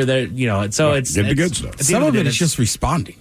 Yeah, That's what I'm saying. Like somehow they can suck your information if you just respond. And that's what I was afraid I know of. it's big on emails. I'm with you. I don't answer. And also, people don't generally send those texts. No. Unless somebody's like insane. But generally, even if it's somebody I think I kind of know, like I'll be like, this is Ted, by the way. Yeah, I never respond, and I've used that excuse even for the corporate emails. Do we see the same? It looked different, man. I don't want to click on that. Yeah. It's your training module, Thrill. Do the damn thing. Sextortion. That's a scam that's targeting children and teens. That one is terrible. That's horrible because of who it targets. You know what I mean? These are kids, and that's just such a whole Yeah, I watched a whole special on that, and some of these kids end up like committing suicide and this and that. Oh, yeah. It's bad. Yeah, and that's basically based on the fact that they have been convinced that they're talking to a girl, they send a nude photo, and then they're being extorted from that type of situation. Correct. That's exactly it. Well, like I told you, I got an email the other day that said that. And porn history. We whatever. know your porn history. Yeah, we know what kinky things you're into. We reverse the camera on your phone, and we have like video evidence of you masturbating. Right. And I'm thinking to myself, what is so kinky about bestiality? And I'm that's my first flag. Is like, okay, well, I know me. I know what I look at, and trust me, it's not exactly kinky. Right. I'm sure I can define what this is, and I am not in the kinky category when it comes to brunettes with big boobs. Sorry. I think people have been more disappointed in what I'm looking at. Yeah, exactly. Man, that ain't even interesting. I don't know. Even the kinkiest thing I look at, I don't care. Yeah, well, but post it. That was kind of my first flag. Okay, this is a bunch of crap, And then as I go down, we have access to your camera on your phone, and we have videos of you pleasuring yourself, and we know what you're watching. Again, I don't watch porn on my phone. Yeah. So I'm, now. Well, in theory, it's just going to be you looking at me laying in bed, like staring at the phone. That's what I mean. Ooh, release it. Yeah, it's not like I'm putting it It's down an there. inference that you're masturbating. Otherwise, I just see you staring into the camera, blinking every once in a while. Yeah. So I mean, that's it. Like, you're right. Who? But the number was so who weird. like gets their entire image on their phone of them I mean, if masturbating? if you're sitting in front of a computer, I could fathom it. Maybe, but you But have I'm a phone. with the phone. It's Do you like, watch it at arm's length? They get as far away as it can. Right, how do you and know tilt. how do you know when he's done? Like all of a sudden the camera drops down. Right. Right? Like, ooh, you got me. Look at that. Right there. There are romance. Well, by the way, the number was weird. It was like $3,142. Send that, and I'll make sure that none of. I mean, look, it's happened, right? My dad, when he was alive, he got bilked out of like 30 G's. Damn. How? Same What thing. was the scam? Now, yeah, I won't lie to you. I think he might have been signing up, watching some OnlyFans stuff or something. Okay, all right. So he was already a little sketch, right? He was one of those. Can I use your computer for what? Like, all right, that is the sign, right? Because he didn't know enough to like be smooth about just putting the icon away. But I don't. Somebody called him and was like, "Your computer's about to break. We got to do this or that." And yeah, so by the time he calls me and I'm just like, "Come on." But he was older. He got bilked out of it. And then my mom just had it happen to her. Somebody called her and was like, something happened, blah, blah, blah. She gets all flustered. I was more annoyed with the bank. They let an 80-year-old woman just show up out of the blue and withdraw $8,000. But luckily, she called my sister, and then my sister was like, all right. And kind of did she ever tell your sister where that money was going to go? She was very confused. Like her mind is there, but she has slight signs of Alzheimer's coming in. Yeah. Okay. So she just got super confused. We never figured out what exactly, but somehow they had convinced her almost like a ransom. Like, you need to pay this or somebody's going to get hurt. Damn. So she went to the bank, got it out. At some point, she realizes enough to call my sister, who luckily was at work and looked at her location, was like, you're 2 miles from me. I'll come get you. But that's so then my mom, again. Does your mom know that your sister has air tagged her? Yes. She does. Okay. So like I said, unfortunately, it's in the very early stages. So she's pretty much there 90% of the time. Right. But the 10% could be dicey. Correct. So that's the other thing, too. She'll, once in a while, she'll be like, hey, your sister took the car. And I go, yeah, I know. You drove to the bank and took out $8,000 and extra pants. But, damn. The car's gone. She also used the bathroom? Yeah, it was bad. Okay. So that's one of those things where you're like, all right. And those people are just scumbags. So as soon as because my sister was smart and just said, okay, you're supposed to call him back. Now she's sitting with her, calls him back. And my sister said 2 things. And, of course, it's click, click. Yep. And then you try to call him back and the phone's disconnected. Right. Okay. Then we have romance scams, which we brought you the story of Brad Pitt, the woman in France who gave $875,000. But with that romance scam. Well, it wasn't even romance. It's the fact that I don't know if she was just trying to help him from his kidney cancer treatments or she was really legitimately thinking she was in a relationship with Brad Pitt. She believed that she was in a relationship, and part of that also worked with AI because the pictures that these guys supplied to her, they basically AI photoshopped him in the hospital getting dialysis and all the rest of this stuff. And also for her, I'm looking at this picture and you're like, all right, seems legit. Okay. So phone-related scams. Let's get into this because these are the ones that I seem to get the most. All right. So scammers may contact you by phone. Some phone scams rely on smartphones and the capability to access the internet and install malware. Now, these phone-related scams include the following. Robocalls, where people's phones are ringing nonstop with increasingly natural-sounding recorded voices. They offer everything from auto warranties to vacations or issue a threat to try to get your attention. Robocalls can even respond to your questions using pre-recorded or AI-generated messages. Jeez. All right. Now we have malicious apps. And scammers may try to get you to install a malicious app to steal your information. Or they might create a nearly identical copy of an existing app and then make money from in-app purchases. Recently, there were reports of malware that could infect your phone and trick you into calling the scammer when you try to call your bank. Damn. Okay? QR codes. If you are that sophisticated, why wouldn't you just get a nice high-paying job? Mm-hmm. Like, if you can do all of that, like, you have a skill set that a lot of people would hire for. Insurance, the whole night, that's all. We know about QR codes. They read things like restaurant menus or help you make a payment. However, scammers, as you said, Steve, place their QR codes in inconspicuous spots, and scanning the code could prompt you to make a small purchase or enter your credentials on a lookalike website. Some scammers even go as far as printing QR codes on letters that appear to come from government agencies and then mailing those out. I mean, I admire the sophistication. I just wish it was used for something. It's like if Superman decided to rob banks instead of save the world. Right? Like, you can figure out how to do this. You can make it happen. You can do it on this network. You can get a really, really, really, really high job that will pay you much more than you ever make off of this scam. Mm-hmm. I have a cousin. I will not go through his whole story, but years ago, he was kind of ahead of the curve when it came to computers. And he told me his plan to get a high-paying job, as opposed to, I don't know, going to college or something like that. And he said, I'm going to do this thing, and it's going to be extraordinary at a federal level. And I'm like, I know you can do that. I don't think you should do it. Anyway, he's been working for the Pentagon for about 30 years. So basically, he hacked into something. Yeah, he took down the firewall and said, I did it like this, this, and this. And he knew they would come looking for him, and they did, and they found him. And he said, the reason I'm not hiding, basically he offered, sir, I've applied there 10 times. There's a little bit that he had to do to make it good, but in the end, he has a very, very high-paying job at the Pentagon, and he works overseas now. But his whole thing was like, look, I'm going to take down the firewall because it's crap. and they're going to freak out, and I'm going to explain, here are your gaps, I can fix this. So, and he's one of the guys that works on all that crap. I don't even understand what he does. I just know it's way techier than anything my little brain could possibly comprehend. So with a lot of these guys, I would almost say the same thing. Like, there's not a company in the world that would not hire you because tech security is one of the top things right now. Right. My buddy was a genius, political science, all the things. He got fired from just about every job I know. I mean, that I know he had. I mean, he never had a story that was like, yeah, I loved it, man, stayed there for a long time, moved on to something else. Like, fired, didn't show up, this, blah, blah, blah.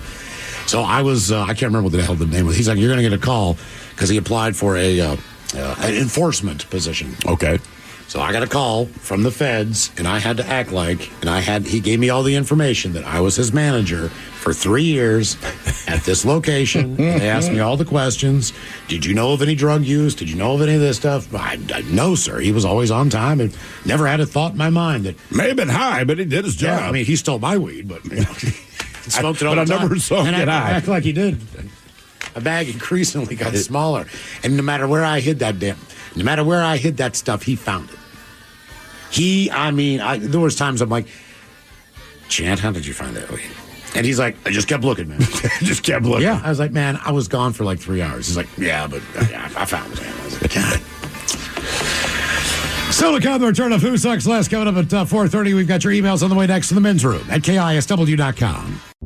Is your team at work feeling a little disconnected? Maybe the workflow's not flowing? Try Confluence by Atlassian. Confluence is the connected workspace where teams can create, organize, and deliver work like never before. In Confluence, teams can whiteboard their vision for any project, easily create or access the relevant pages and resources they need, and discover important context they might not even know they need. Plus, AI helps teams jumpstart brainstorms, organize information, and connect workflows, so teams can move efficiently and create alignment with ease. In fact, with Confluence, teams can see 5.2% average boost in productivity in 1 year. So if your team lacks confidence, try Confluence, the connected workspace where teams can do it all. Set knowledge free with Confluence. Learn more at Atlassian.com/confluence. That's Atlassian.com/CONFLUENCE. The brand new Grand Casino and Shoreline is now open. Step into the action with Vegas-style table games like Baccarat, Heads Up Hold'em Poker, Pai Gow, Blackjack, and High Card Flush. Feeling hungry? Feast on delicious Chinese, Vietnamese, and continental dishes, plus breakfast favorites. Dine in or take out. And don't miss daily happy hours from 4 p.m. to 7 p.m. and 10 p.m. to midnight. Grand Casino and Shoreline off Aurora. Open daily from 9 a.m. to 4 a.m. Visit GrandCasinoGaming.com. Welcome to the Grand Experience. Presented by T-Mobile, the official wireless partner of Odyssey Sports. With an awesome network and great savings, there's never been a better time to join T-Mobile. Visit your neighborhood store to make the switch today. Every week on the Moth Podcast, we share stories that are funny, strange, heartbreaking, and above all, true. I myself have been married for 56 years. Unfortunately, to 4 different women. It turns out the people I was looking for all my life is what you people would call nerds. Follow and listen to The Moth on the free Odyssey app or wherever you get your podcasts. Dreaming of a 6-night getaway to paradise? Escape to the islands of Tahiti and Moorea with Air Tahiti Nui, the world's most immersive travel experience. This all-inclusive vacation package is designed to take you to a tropical haven, starting with nonstop flights from Los Angeles or Seattle to Tahiti. From the vibrant cabins to the warmth of our Polynesian crew, you will be transported to Tahiti from the moment you step on board. Your package includes luxurious hotel stays, ensuring that your experience is as comfortable as it is enchanting. Start each day with a delicious Polynesian breakfast. Enjoy exciting excursions that showcase the beauty and culture of the islands, and take advantage of convenient transfers that make your trip seamless from start to finish. All of this begins at just $26.95 per person. Whether you're looking to explore crystal clear waters, unwind on pristine beaches, or immerse yourself in rich Polynesian culture, Tahiti and Moorea offer endless possibilities for both adventure and relaxation. Call 1-877-468-2448 now to book your Tahiti and Moorea escape.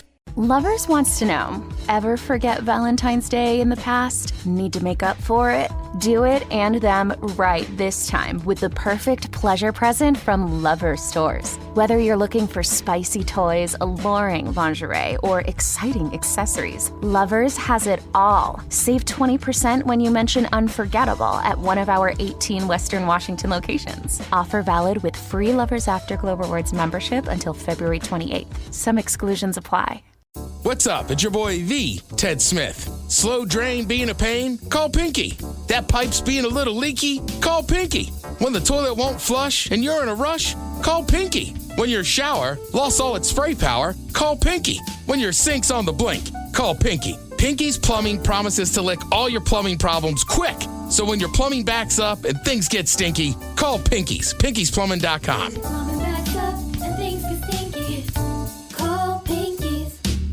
Are you a bartender that dreads the phrase, hey, can you put the game on? At Sports on What, we understand your pain and we're here to help. Over-the-air, satellite, cable, or streaming, Sports on What knows what channel the game is on, and you can too. Follow your favorite teams, set alerts, and filter by provider to get the results you need. Stop wasting time searching and never miss kickoff again. Just download the Sports on What app, and you'll always know how to watch the game. Available for Android and iOS. Start your 7-day free trial when you download Sports on What and subscribe today. The debauchery rolls on. You're listening to The Men's Room with Miles and Thrill. 99.9 KISW. Who Sucks Less is on the way at 4:30. But first time for a few emails from The Men's Room at KISW.com. You've got mail. You've got mail. All but y'all, I want to give a birthday shout out to my lovely daughter Bella, who enters into the double digits today. I cannot believe it's already been a decade of laughter and love with you. We love you so much. That from Mom and Dad. So how about a little kid fish sandwich and some dad jokes for Miles? Keep on rocking, guys. See you at the Black Raven Party February 7th. All right. And the launch of the Men's Room 20th Anniversary Lager. Fish challenge. Okay, let's see here. Guys, I was in a taxi earlier today, and the driver said, I love my job. I'm my own boss. Nobody tells me what to do. I said, you need to make a left here. I asked the ER doctor if I could do my own stitches. She said, suit yourself. Well played. Well played. Suit yourself. And what do you call someone who hangs out with musicians? What do you call someone who hangs out with musicians? A groupie. Landlord. A drummer. Damn. Wow. Losers. Hello, guys. My son, now, Remington, is turning 15 today. He's a huge fan, a really good kid, loves the outdoors, and has a wicked sense of humor. He's a Life Scout in the Boy Scouts. By the way, that's one away from Eagle. That's correct. Okay, I was going to ask. Yeah. That's what Miles is. That's right. I'm a scout for life. You're just an Eagle. I'm a Life Scout. Yeah. Sounds better, doesn't it? Because you were only an Eagle Scout once. No. I got the 2 palms, Miles. Oh, you did? Yeah. Okay. Were you in the Order of the Year? Yeah. Were you? Oh, yeah. Okay. What is the order? What do you have to do to be Order of the Year? Nothing. Yeah, but they don't just give it to you. They drop you off in the middle of the woods, and you got to find your way. If you don't die, you're part of the Order of the Year. Pretty much. Okay. Yeah. And then you got to do that like for a week, and you become vigil. I would. He's an Eagle Scout. Yeah. It's never going to change. No. I'm just alive. You can keep throwing out stuff like, Yeah. the man's got the credentials. He does. Yeah. I even got the cool little medal, Miles. In fact, in honor of Mike Hawk. Oh, hell, where is it? Where is it at? Oh, thank That's you. an eagle screeching Yes. overhead. We should get you a Boy Scout uniform that fits now and put all your stuff on it. My old one does, Ted. I found it and I put that bitch on. Still fits? Still fits. Oh, wow. I don't think mine would still fit. Yeah. You got to rock that someday. Oh, man, I might have to. So for Remington, we would love Such a Coach nerd. Ted to give him advice and a Suck It Up cupcake, guys. Love from the mom, Rochelle, or Rachel. Advice on being 10? 15. Oh, 15. Jesus, I got confused. First of all, Remington, I'm not shocked you like the outdoors. I mean, I'm familiar with your arms. Yeah. All right, you're 15. Listen, you're going to want to start driving, man. In a few months, you'll go take the test. You'll get your little learner's permit or whatever. Just keep your annoying friend out of the car. You can't drive with them at night. And then also, driving fast seems fun. You don't need to do it, all right? When you get older, you can buy a fast car. You can be one of those drivers. But you're 15, son. You got plenty of time. And let's be honest, you'd rather be outdoors anyhow. Hello, guys. Today's my son Brent's 40th birthday. We both listen to you guys and also listen to the Daily Mix Morning Show on the way to work in the morning. I often call Brent and ask if he heard something funny that was on the show that day. I've never laughed so hard at some of the stuff you guys say. He's not embracing turning 40 and asked me today, why would I celebrate getting old? So please help him take on a great birthday milestone. Thanks, guys. That's from Brent's mom, Kathy. Dealer's choice there, Mike. Whatever you want for Brent. Embrace getting old. Because the alternative is death. It's time to take off the leash. No other way to put it, right? That's right. Ozzy Osbourne, I can't remember what age he was turning, probably 30 years ago. But someone asked him, Ozzy, what's it like getting older? And it said it beats the alternative. And that stuck in my head. I'm like, he is not wrong. Yep. Boobies and beer, bitches. Solid. Wanted to wish my best friend Bjorn a happy 43rd birthday. We've been lifelong friends since elementary and been through all the shenanigans. So let's get him all of the Puff Tough crew a couple of bong hits, because one is never enough. Thanks, guys. And from Brian in Gig Harbor. Bjorn, your name sounds like when you pull your underwear off of your erection. Bjorn. Yeah, and then you end up with a baby Bjorn. Oh, let me give him another one. Yeah, that's a good one. I never wore one of those. No? No, I thought it'd be a good idea, and my wife just said, dude, look, you don't want to carry that kid around like that in front of you. And she explained all these reasons why, and I said, fine, I actually just carry my kids like a football. Put my hand around the waist, just carry him. That buddy rocked it forever. Yeah. Yeah. How old was the kid when he stopped? 9? Oh, I don't know. But it was just one of those things. It was like, and their kid was so small, so you'd be like, oh, yeah, there's the baby. Right. Well, dude, in Africa, every new mother carries the baby on their back. So the like in a sack, right? Contraption's completely different. Like, you really can't even see your infant. So at one point in time, I was behind a lady in line and thought she was wearing a backpack. I'm like, oh, my God, that's a kid. You would get that backpack. Exactly. Well, isn't there a way you could tie up those baby Bjorns to make it a backpack, too? Probably. I've never seen anybody wear it that way. You know, it's typically you want to see, like, is my kid breathing? Am I suffocating them with my backpack? Check later. You do. Yeah, exactly. Speak for yourself. All right, guys, here you go. Happy, happy, happy birthday. Happy, happy, happy birthday. Happy, happy, happy birthday to you, to you, to you. Ya's a Dirty Germans, brought to you by Men's Room Original Sausage. Available through Uli's World Famous Sausage, mensroomlive.com, and other fine retailers. Schweinefleisch. Think about a couple extra emails. The subject, Malort, Ryan Castle, and a stolen bottle of booze. Ooh. Leroy Jenkins, Pajolas.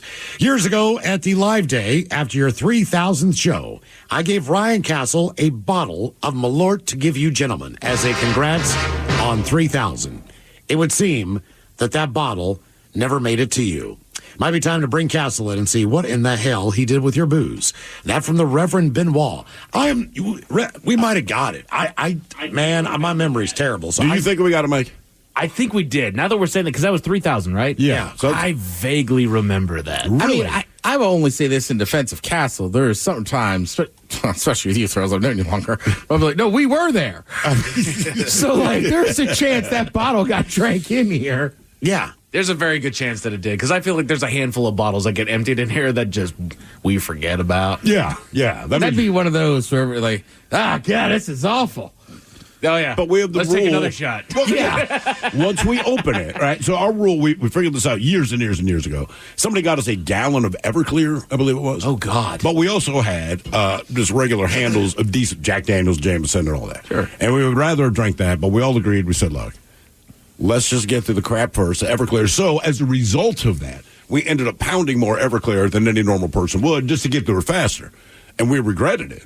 But that's always been our rule. So if we got the crappy booze in here or the one we don't like, look, we got to finish this one first, which means we're going to do 4 or 5 shots of it each per day until it's gone. Do you guys remember Sambuca week last year? Oh, God, that was awful. Yeah. But it doesn't go to waste. It doesn't go to waste. It was just terrible. Yeah. But we did multiple shots of the stuff to get rid of it. I'm not going to pour it down the drain. Rid of it. Yes, to get rid of it. It was horrible. So we did multiple shots of this. Every shot, like, oh, God, this is bad. Pour me another one, man. Sambuca week was fun. It's like, kind of like, what is that smell? It's Eureka Black licorice in Yeah, here. like, what is, Mike, are you eating liquor? Oh, like every day. Somebody just brushed their teeth. It's the Sambuca. I mean, it's just such a specific scent. It is. Subject, car names. Gentlemen, heard you guys talking about car names, and Miles is a crazy man that doesn't name his cars. I'm 22, just sold my first car I've ever had since I turned 16. R.I.P. Mondo. Greatest first car ever, man. Big shout out to Mondo. From John Allen, former ace guy. And on that subject, I got to read you this email because we were talking about what you name and the fact that we've had listeners name their pets after us, whatever the deal is, and brought up the ginger midget, the fact that she named some goats after the members of the show. This email was much more graphic than I thought it was going to be. We have an update from All right. the ginger midget herself. Olma Jones. Catching up on the podcast on the Odyssey app. Heard you guys talking about my goats on last Friday's show. Thrill, if it makes you feel any better, Miles the goat died first. Yes! Sorry, Miles. Ha. I got a red goat as a companion for Thrill and named him Castle. Then Thrill died. Oh. So I got Robin, Ted, and Taryn to keep Castle company. A year or so later, Castle died. I finally gave up on being a goat mom and sold Robin, Ted, and Taryn about 4 years ago. The last I heard, Ted got out and was hit by a car or mauled by a dog or something. Taryn had a couple of kids, and Robin's status is unknown. Congrats on 20 years. Can't make it to the party because I have to work doing a thing down in Vancouver. I'm sure it'll be a blast. Stay beautiful. That from the Ginger Midget. Mike, are you upset that none of the goats are named after you? Yeah, thanks, Bridget. Yeah. I just like Ted got out. Nobody puts Ted in a cage. Yeah, I got hit by a car. Mauled by a dog. Ted went out on his own terms, though. Well, Ted always wants, like, if you got to die, I want the great like story. that rehab Falcon they released right into the 18-wheeler. Lone wolf goat. Exactly. Yeah, I'd stay in this cage, Bridget. All right, coming up, we will drink and toast with a shot of the day at 5:08. But first, now, the men's room wants to know who sucks last. Hey, time for Who Sucks Last. Stephen Thrill, you bring us 3 stories from the news each and every week. They always suck. It is up to us to determine, out of the 3 stories, which one sucks the least. Now, if you happen to follow KISW on Facebook, Twitter, and Instagram, the debate is already underway on Who Sucks Less. And like we said at the top of the show, we got the 3 stories. 1 involves drone, 2 involve the insurance industry, which I know is shocking. Anyone ever flown a drone? No. I bought a drone about 6 years ago, I guess it was. My son was 6 years old, and I bought like the cheapest one they've got. It's like $45, just trying to get the hang of it. And it was really cool for about 2 days. Then it hit our chimney and exploded into 1,000 different pieces. I have not revisited the drone world ever since. You're never going to be chimney of the month at that rate. Nah, bro, it was vicious. My son was crying. It was just like this whole thing. But let's start with the drones. Now, last week, a firefighting aircraft was grounded after it was struck by a civilian-flown drone while over the Palisades fire. We know what is going on with the wildfires down there in Los Angeles. These things have been devastating. They've been horrible. I understand that people want to get their drone footage, but there are planes and helicopters there that are actually trying to put the fire out. Maybe stay out of the way. So the collision, which involved a Canada Air CL-415, happened around 1 o'clock in the afternoon. The Super Scooper, as it's called, suffered a hole in its wing because of the drone strike. It's unclear how long the aircraft will be inoperable. Now, there were no injuries reported in connection with it, but the incident is under investigation by the FAA, who issued a stern reminder to civilians that flying a drone in the midst of firefighting efforts is a federal crime punishable by up to 12 months of prison or a fine of up to $75,000. And then they had to make this statement, which is obvious to people that are not stupid. When people fly drones near wildfires, fire response agencies often ground their aircraft to avoid the potential for a mid-air collision. Delaying airborne response poses a threat to the firefighters on the ground, the residents, and the property in nearby communities, and it can allow wildfires to grow larger. I also heard a couple other things. Yes, they could have been up there looking for footage, but some people were using the drones to be able to alert potential neighbors that they could see the fire coming on the hillside towards their home. Other people were looking to make sure that the roads were accessible to get out. I hear you. But that doesn't change the fact of what happened. There are people there to do that. That's actually why they're there, is to do that part. Exactly. Let's see. This is a recent report here. The big 3 companies acting as the intermediaries between drug makers and insurance providers made billions by needlessly jacking up the prices of life-saving drugs. Again, I know you're stunned. I hope you were sitting down. So, in its second interim staff report on pharmacy benefit managers, the Federal Trade Commission said that CVS Health's Caremark RX, Cigna's Express Scripts, and United Health Group's Optum RX marked up numerous drugs by thousands of percent and many others just by hundreds of percent, generating $7.3 billion in revenue in excess of the cost of the drugs over 5 years. So, in other words, they paid for the drugs, and then by the time they sell them to you, they profited a $7.3 billion. Now, that report analyzed 2 specialty generic drugs, flagging markups over 1,000%. The report expands the analysis to 51 specialty generic drugs. For these, the big three's price markup revenue climbed from $522 million back in 2017 to $2.1 billion only 4 years later in 2021. So they say cancer drugs alone made up nearly half of the $7.3 billion in revenue, with multiple sclerosis medications accounting for another 25%. So between MS and cancer, that's 50% of their markups. Now, the companies found to have reimbursed their pharmacies at a higher rate than they paid the unaffiliated pharmacies on nearly every specialty drug. It also generated an additional $1.4 billion over 5 years through the practice of billing plan sponsors more than they reimbursed the pharmacies for their drugs. So it's not a scam. You didn't know what was going on. This is just the numbers that they make out of this. Okay. So in other words, if you have a drug, what's the late night commercial now? So this drug medication costs 45 cents a pill, but they'll charge you $15 for it. But some of these cancer meds, they're legitimately expensive, and they still mark it up over 1,000%. It is absolutely ridiculous. And on that note, we talk about a woman named Elizabeth Foley. She was swimming in the ocean off the coast of Florida with her family when a shark suddenly appeared right next to her. Quote, I saw this incredibly large dark mass that looked like a torpedo. But the next thing she knew, she was being bitten between the legs, kinky little thing, but she ended up punching the shark, but it grabbed her left hand. Now, she survived, but her hand was gone. The shark took her entire hand. So she used to live in Massachusetts. Now she lives in Virginia. She had 19 surgeries and finally got a prosthetic.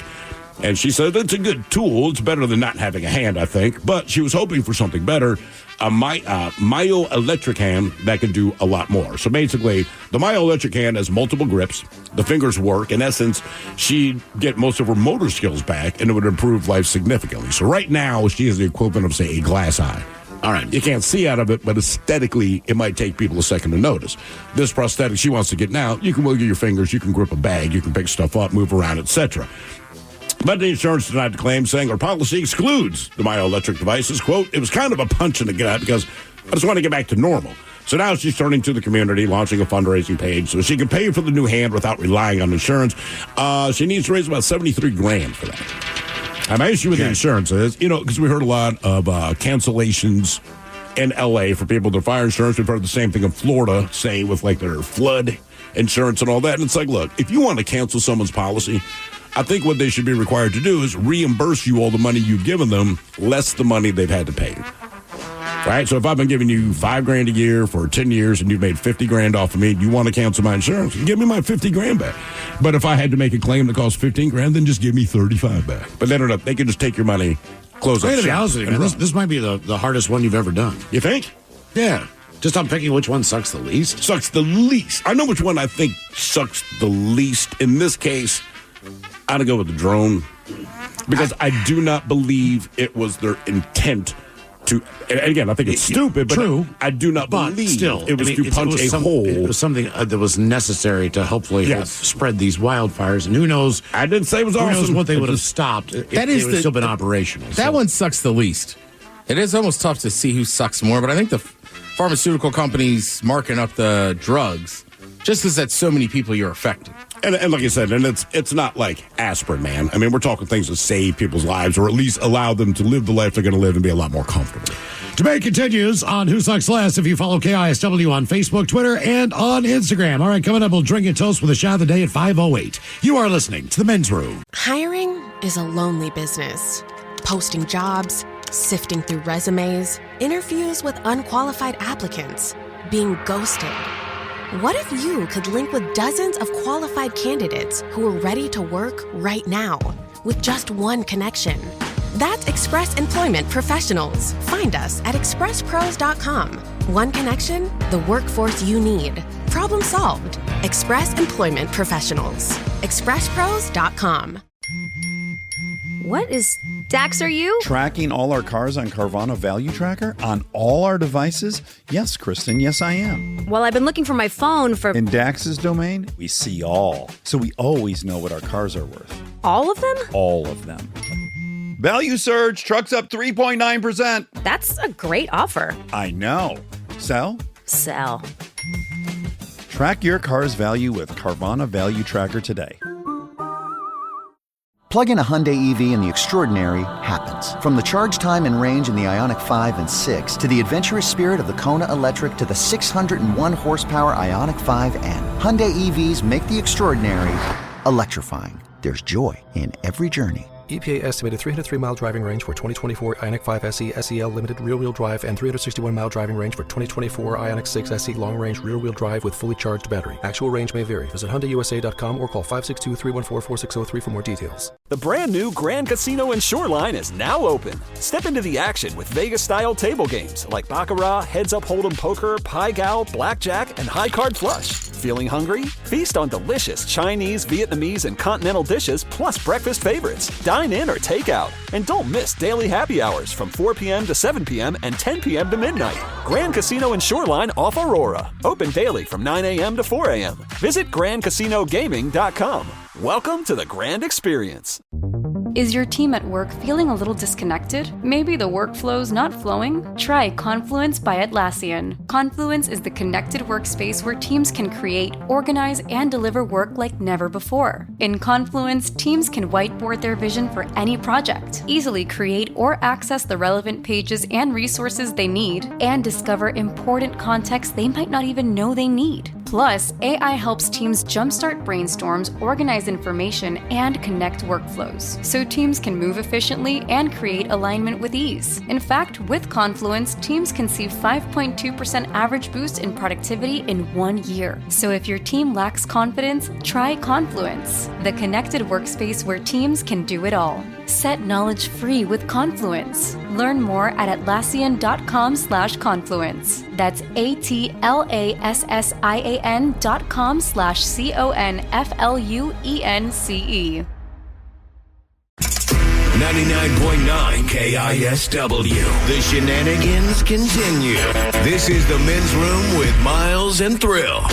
Well, drink a toast for the shout of the day coming up at 5:08. And we do have your headlines on the way at 5:50.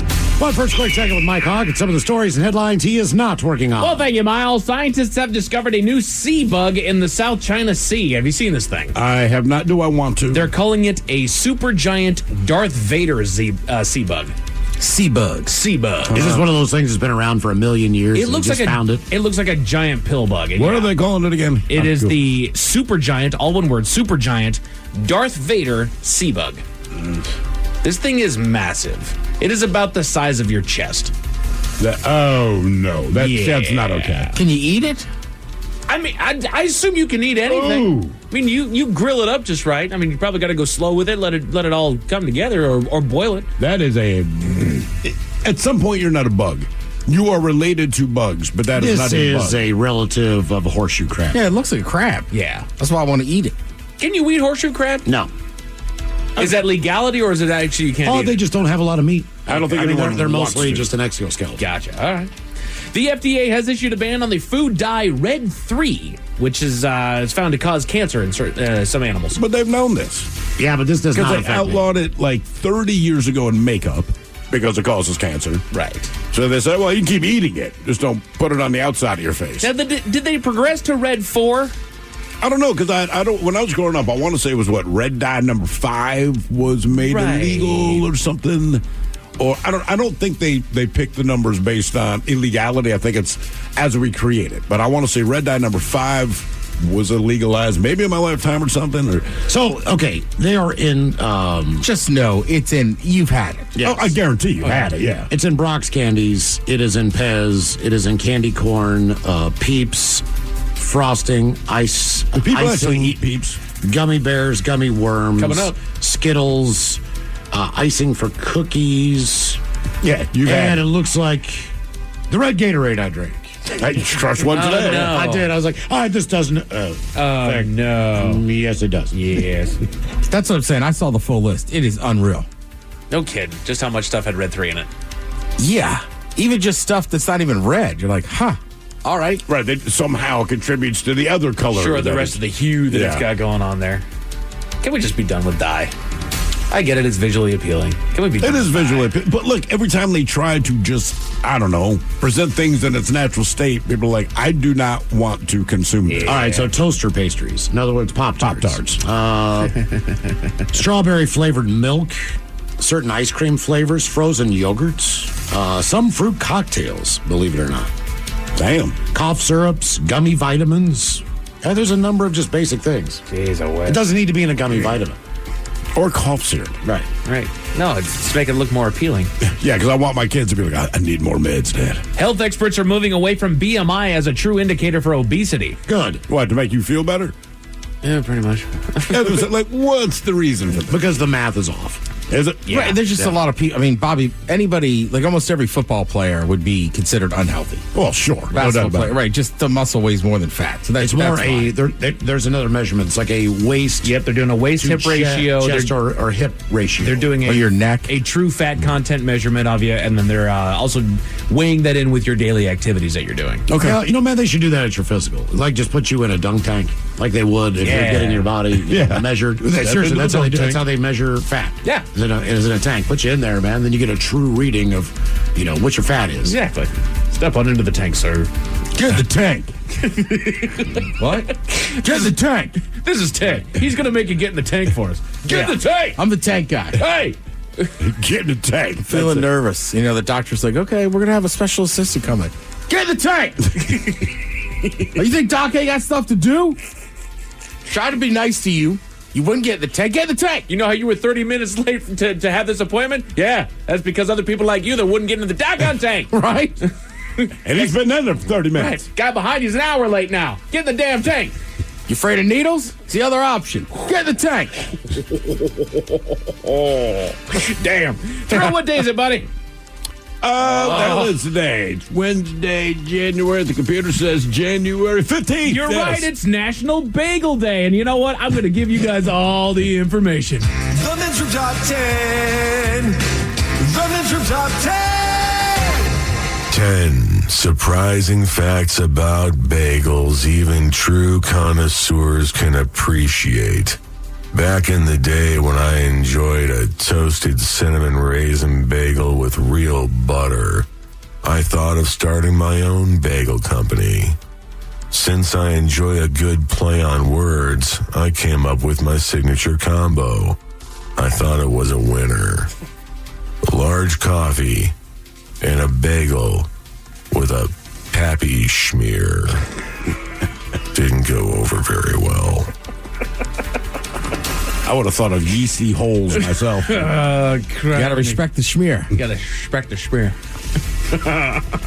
It's shocking they don't sell bagel holes. Would you like to try our pap schmear? Bagel holes? Yeah. Yeah, they have donut holes. Donut holes. Little bites, put a little cream cheese on.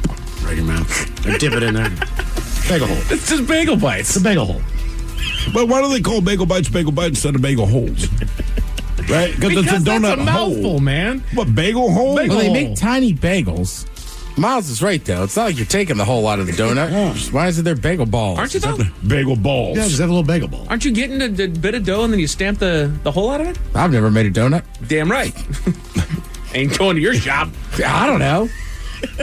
What about donuts that don't have holes? That's not where the donut holes come from. So these are 10 surprising facts about bagels that even true connoisseurs can appreciate. Last on the list, bagels actually has a close cousin, and I'm going to screw up this name. Bialy? How's it spelled? B-I-A-L-Y. Whatever you said. Bialy.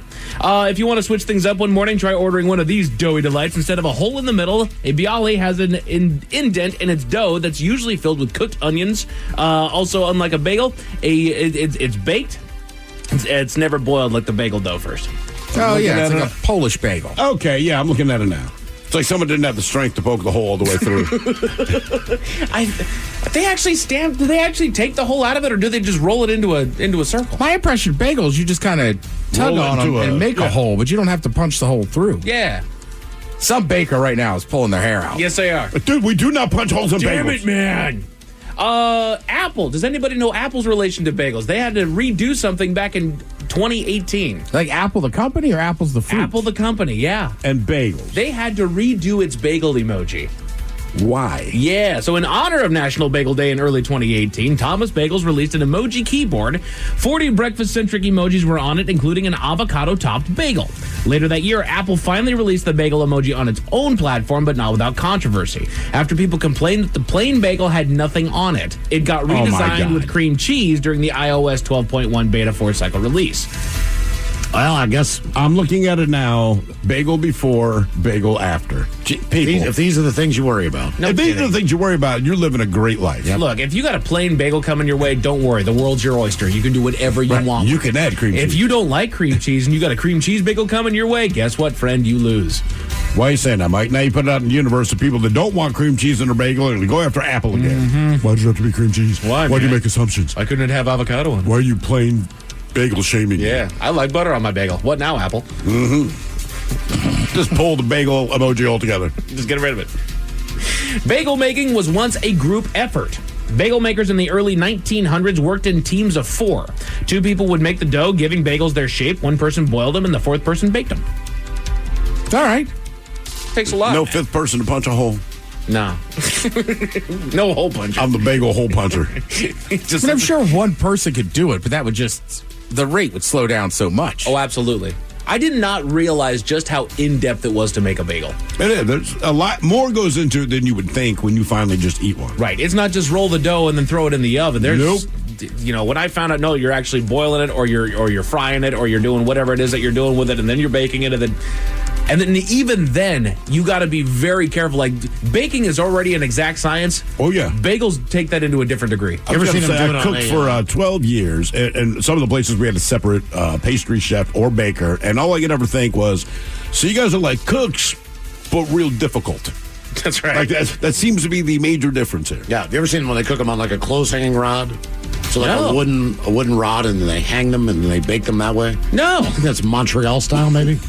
Pretty good. All right. Not bad. Yeah, and that like one's supposed to be bagel. That one's supposed to be a little bit different than New York bagel.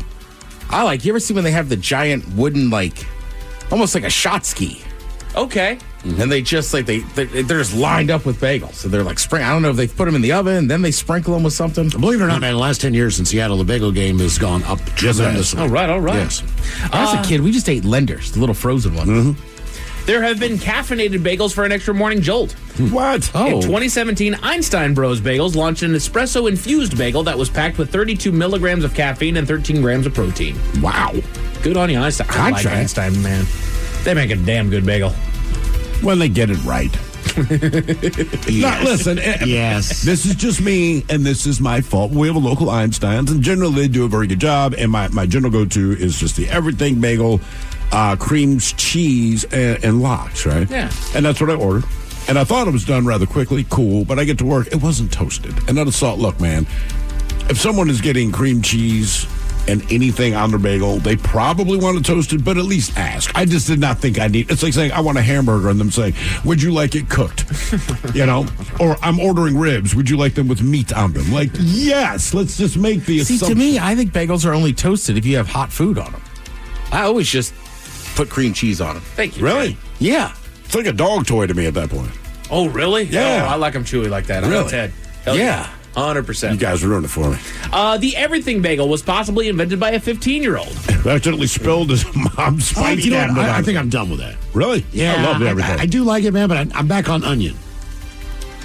Back on the It's old got onion in there, too. I know. It's got everything. Have you had the everything bagel hummus? No. I bet that's pretty salty, but it's pretty good. A New Yorker named Dave Gusson, who worked in a bagel shop in Howard Beach, told the New Yorker that he actually invented the everything bagel back in 1980 at age 15. He claimed that he was sweeping seeds out of the oven and got the idea to combine them on a bagel. The shop then sold the everything bagel for an extra nickel, but since the article came out, the claim has been contested, with another former bagel bakery worker declaring he made the everything bagel. Oh, so like the sesame seeds, the poppy seeds, all the stuff that was cooked on the other bagels, he just took them all out and put them on one bagel. Correct. And that's everything. Right. He was just cleaning out the oven because of all these things that he haven't baked. He's like, screw it, let's put it all on there. Bagels have holes for a reason. Yeah. Where the poop. The holes make bagels bake faster, according to a Q&A. The holes also made bagels stackable on a dowel or wooden pole, which made it easier for street vendors to sell them. Oh, okay. There you go. I wonder why they don't have... Yeah, now you know why they don't have a bagel bun. That's right. They never got a pretzel bun. They keep trying that, but the egg keeps falling through the hole in the middle. Well, but the bagel's already sandwich ready. Yeah, for the most. Whereas the pretzel, you had to turn into a bun. Correct. Correct. Bagels go way back. The birth of the bagel is debated largely because bagel-shaped bread has been around for centuries in various cultures. One legend provides the bagel was invented in 1683 as a stirrup-shaped tribute to Polish King Jan after defending Vienna from Turkish conquest. But there was another author there that pointed out that the bagel looks a lot like, Obwarzanek. A Polish bread that dates back to a Polish bread that dates back to the late 1300s. You know, I dressed as Obwarzanek in third grade for Halloween. Did you? And everyone knew who I was. That's right. Again, these are the surprising that invented bagels. Surprising facts about bagels that even true connoisseurs can appreciate. The biggest bagel on record. Any idea how much this thing weighed? The biggest bagel ever on record. How much did it weigh? 140 pounds. 140. Mouse. Oh, 50 pounds. 50 pounds. Ted. 550 pounds. You were the closest without going over. 868 pound bagel. And then what do you do with it is the You problem. snack on it, man. You set a record, and then you chop it up and give it to the people that have come to see your record. 11,000 pounds of dough, 900 gallons of water, 10 hours to bake. And Where? But where do you bake it? Like in a steel mill? Like in a kiln? Like a huge... Yeah, I mean, like... I think you put it in an abandoned warehouse, let the warehouse on fire, extinguish that fire, and hope the bagel's done. Some of those world records are a little iffy, right? Like the longest pizza. It's basically a bunch of pizzas pushed together. Right. Yeah. Because Miles is right. You just physically, there's not an oven to cook this stuff. Correct. And then this is the number one surprising fact about bagels that even true connoisseurs can appreciate. They have been to space. Bagels have been to space. They've been to space, man. Bagels in I was space. thinking about going to space, and a bagel's been to space. 2008, there was an astronaut that boarded Discovery for a 14-day flight into space. Accompanying him, 18 bagels from Fairmount, a shop owned by his aunt. I wonder how much he had to convince NASA. Nice. Like, look, man, I've done all the training. Man, let me I'm take just the saying. bagels. I'm taking the goddamn bagels. No, I'm taking a toaster. Can you imagine when it blows out of the toaster, like when it All pops? the little seeds going. Two half bagels just start. I mean, that's pretty cool, man. Two bagels floating. Where's the cream cheese? That's right. I do respect that dude. She's like, I ain't going up there without bagels, dude. That's right. My aunt's bagels are going up. Pretty good. A driver in the Bay Area was arrested for ramming another driver's car, but he felt justified, Miles. Why was that? Tell you all about it at 5:50. Thank you, sir. Headlines are coming up at 5:50. In the meantime, have we made it to drinking time? Somebody out there deserves to be recognized. And the men's room knows just who it is. So to you, we say, bottoms up, sailor. You're the toast of our shot of the day. Drink time it is, and as usual, we head to the drink desk. And Steve at Thrill Hill to find out who we're toasting. Yes, indeed. And today we toast an unidentified man from San Juan, Malta. Now, our honoree, along with multiple other residents of San Juan, they'd been pleading with the local city council for months to fix the numerous potholes plaguing the streets, particularly the potholes on and around Bella Vista Road. Well, the potholes, they'd gotten to the point that they were, quote, hazardous. Anyway, like most municipalities, the San Juan City Council, they dragged their feet. So our honoree, he took matters into his own hands. What did he do? He did what, frankly, I believe to be the one thing that cuts through the red tape, demolishes bureaucracy, and gets any city to move with swiftness. He spray painted penises around each and every single pothole throughout the city of San Juan. The following day, The city council announced that they'd be fixing the potholes soon. It's just that I don't know what it is. If you want to get something done, spray paint a penis on it. I swear to God, it's like no matter where you are in the world, this is the greatest offense you can do. And people that have been dragging their feet for months or years, suddenly they're on it, right? Yep. If you said, man, we need we need a new playground at the elementary school. We just spray paint a penis on it. Look, by next school year, you're going to have a new one. It's just how it works. So my man apparently works in Malta, works here in the United States. You could have traffic that has a swastika on the side. You spray paint a penis over it, they'll come in. Now they're going to get rid of the swastika. Yeah. Right? Exactly. You spray some hate crime stuff up there. And they're like, oh, that's so sad. Put a penis around it. The city's got it covered. So we pour this booze and we drink this booze because we think it's yummy. Yummy! So over the tongue and down the throat to party in our tummies. Down the hola vagina! All right, he's going to contest on the line for Profile This now. 206-803-ROCK. Profile This is next. Auto insurance rates are on the rise, which is why you should call Vern Fonk Insurance. Vern Fonk could save you up to 20% on your auto insurance. The pros at Vern Fonk will do all the work, comparing different plans to find you the best options. And they can insure you over the phone. One call to Vern Fonk could save you up to 20%. Call 206-408-5094. 206-408-5094. Remember to honk when you drive by Vern Fonk. Restrictions apply based on a Q3 2023 study of Vern Fonk Insurance customers who reported saving when they switched. License number 1070622. This podcast is brought to you by Kleenex Lotion Tissues. You can't predict sick days, but with Kleenex Lotion Tissues, you can be better prepared for them while helping keep your skin healthy. Whether it's a surprise sneeze or a stuffy nose, it's always good to have something gentle on hand. Kleenex Lotion Tissues moisturize to help prevent skin irritation while you're battling those unwanted cold and flu symptoms. It's extra care when you need it most. I mean, why not have one less thing to worry about when you're not feeling your best? For whatever happens next, grab Kleenex. Presented by T-Mobile, the official wireless partner of Odyssey Sports. With an awesome network and great savings, there's never been a better time to join T-Mobile. Visit your neighborhood store to make the switch today.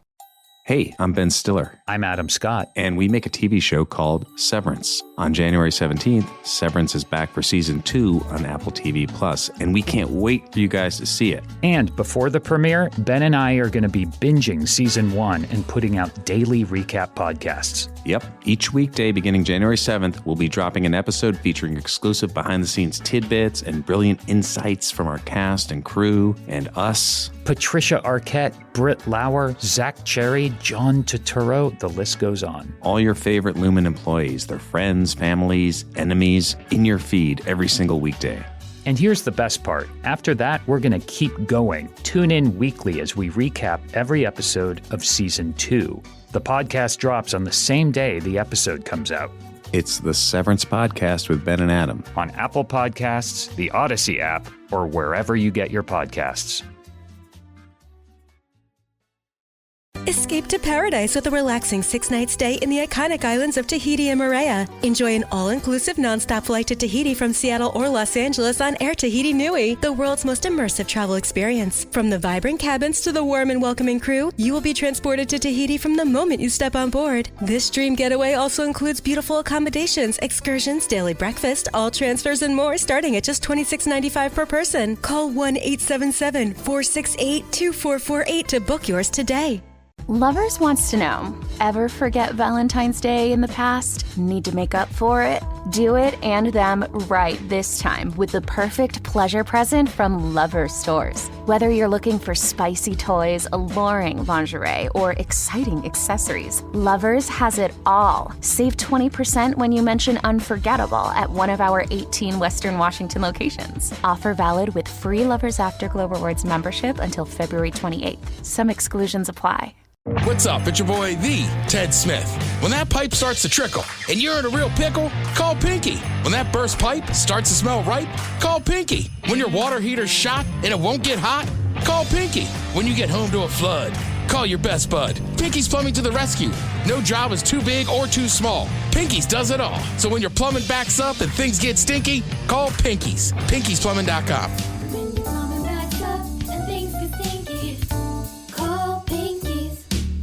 Hey, anyone know what channel the game's on? we know. Download the Sports on What app today and always know how to watch the game. Satellite, cable, or streaming. Sports on What knows the channel the game is on, and you can too. Subscribe today to start your 7-day free trial. Sports on What, we know. 99.9 KISW. We return to the men's room with Miles and Thrill. The men's room presents Profile This. And Stephen Thrill Hill, could you please start everyone now? Profile This is played. Oh, I sure can, Miles. It's a simple game where we share with you a real-life news story, something that happened right here on planet Earth. Earth. And as you listen to the story, based on the stereotypes you believe to be true of people and the decisions that people make, we'll ask you what it is you think makes the story a story. Hello, Kyle. Welcome to the men's room. Hola. Hola. All right, Kyle, my man, you understand how this here game is played? I think so. Fantastic, because I just explained it. Now, today you have your choice of one of three stories. Today we offer you the wonderful world of drugs. We have interior decorating, where you guess the foreign object that ended up on the inside of someone. And finally, license to spill, where you guess the substance that caused the mess. I think let's go with interior decorating today.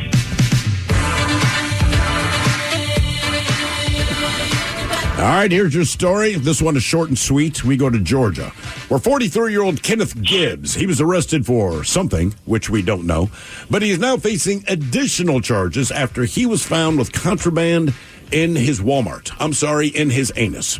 Now, he was asked if he was concealing anything before being booked, and Kenneth, of course, said, nah.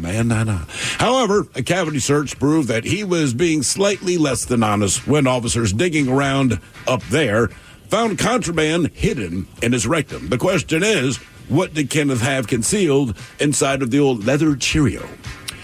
Was it vape canisters? Was it syringes? Was it batteries? Or was it a lighter? So vape canisters, syringes, batteries, or a lighter. Which of these did he have hidden in his rectum? Oh, I think the syringes kind of scare me. That would scare me. But I'm sensitive about what makes contact with my rectum. I'm openly. What did he get arrested for?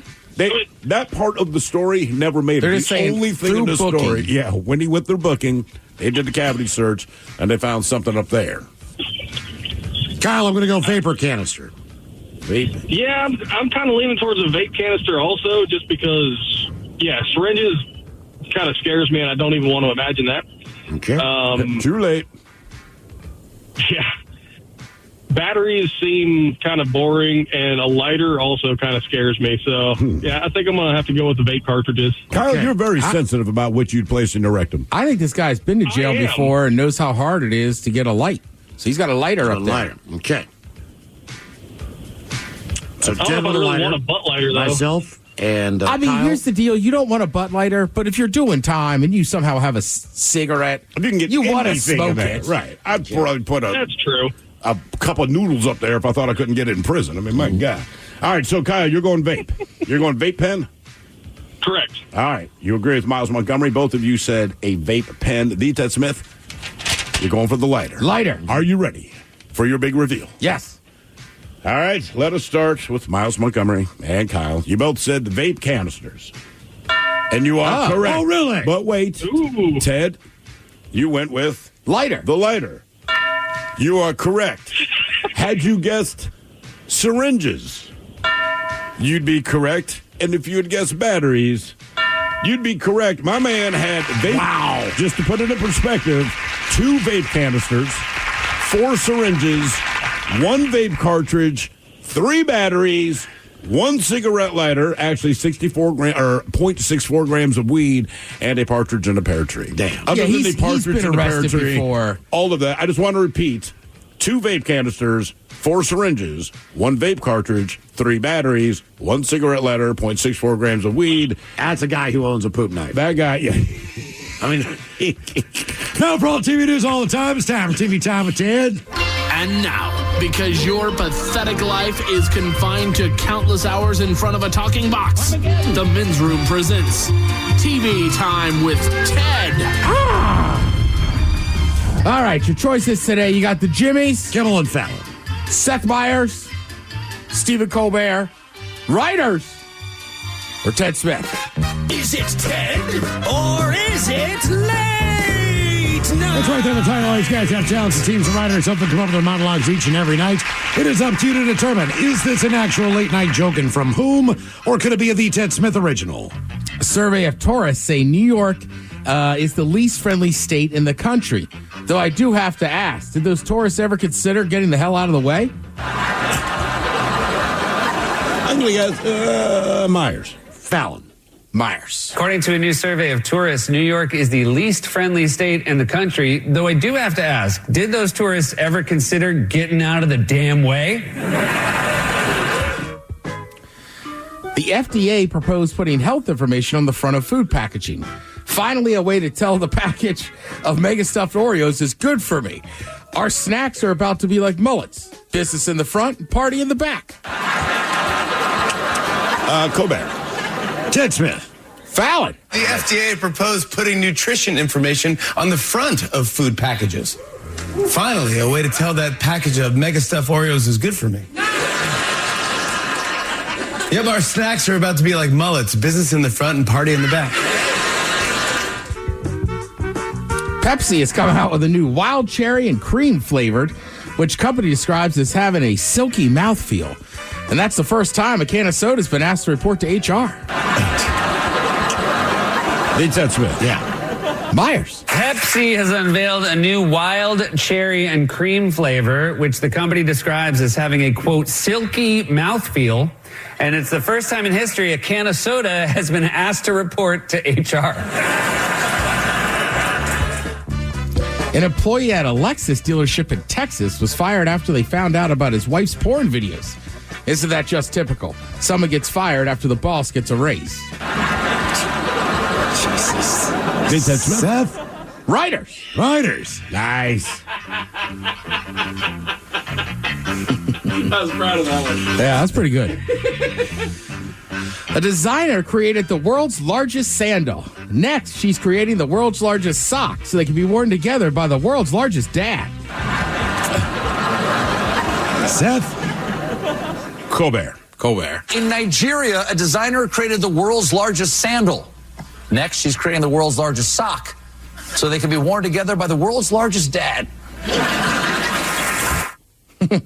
Who lives on the east side. Yes. All right, this kind of interesting story. David Schwimmer. Everybody knows him from a lot of stuff, mostly Ross. But mostly is Ross, yes. So he was telling a story on the Late Show with Stephen Colbert. He was saying that after he finished his freshman year of college, he went to work as a process server for his mom, who was a divorce lawyer, right? He said basically you pop out of the bushes, you serve divorce papers.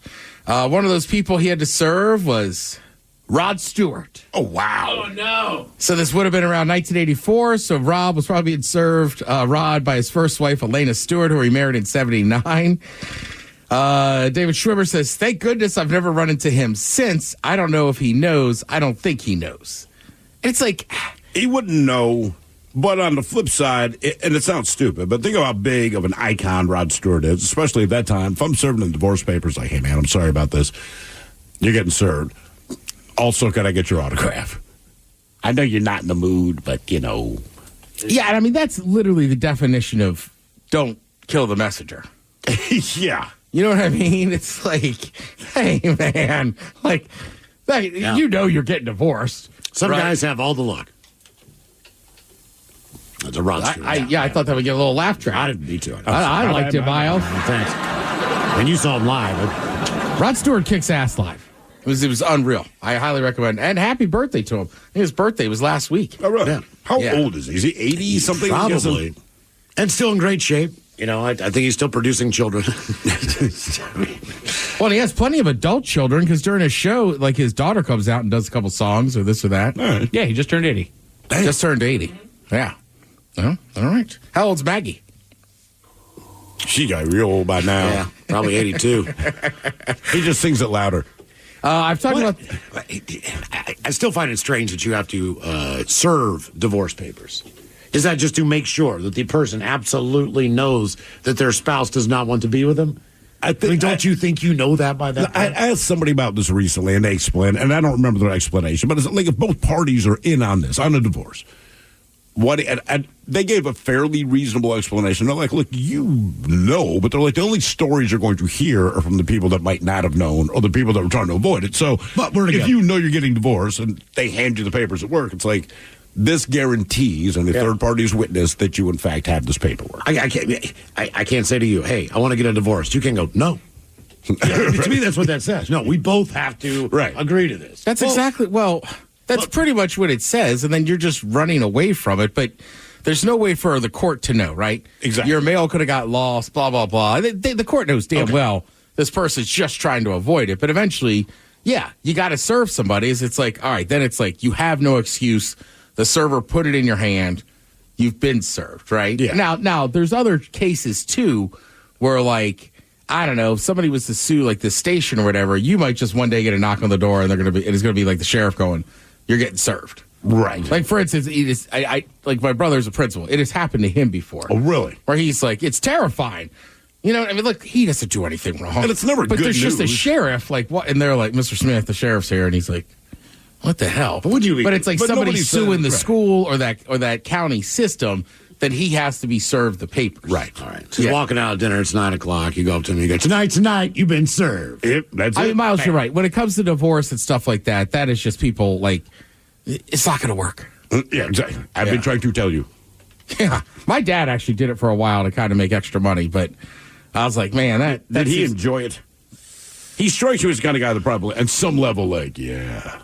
I think he likes kind of the sneaking around and stuff. Yeah. But it's so particular. I don't know. I'm surprised you don't get punched in the face.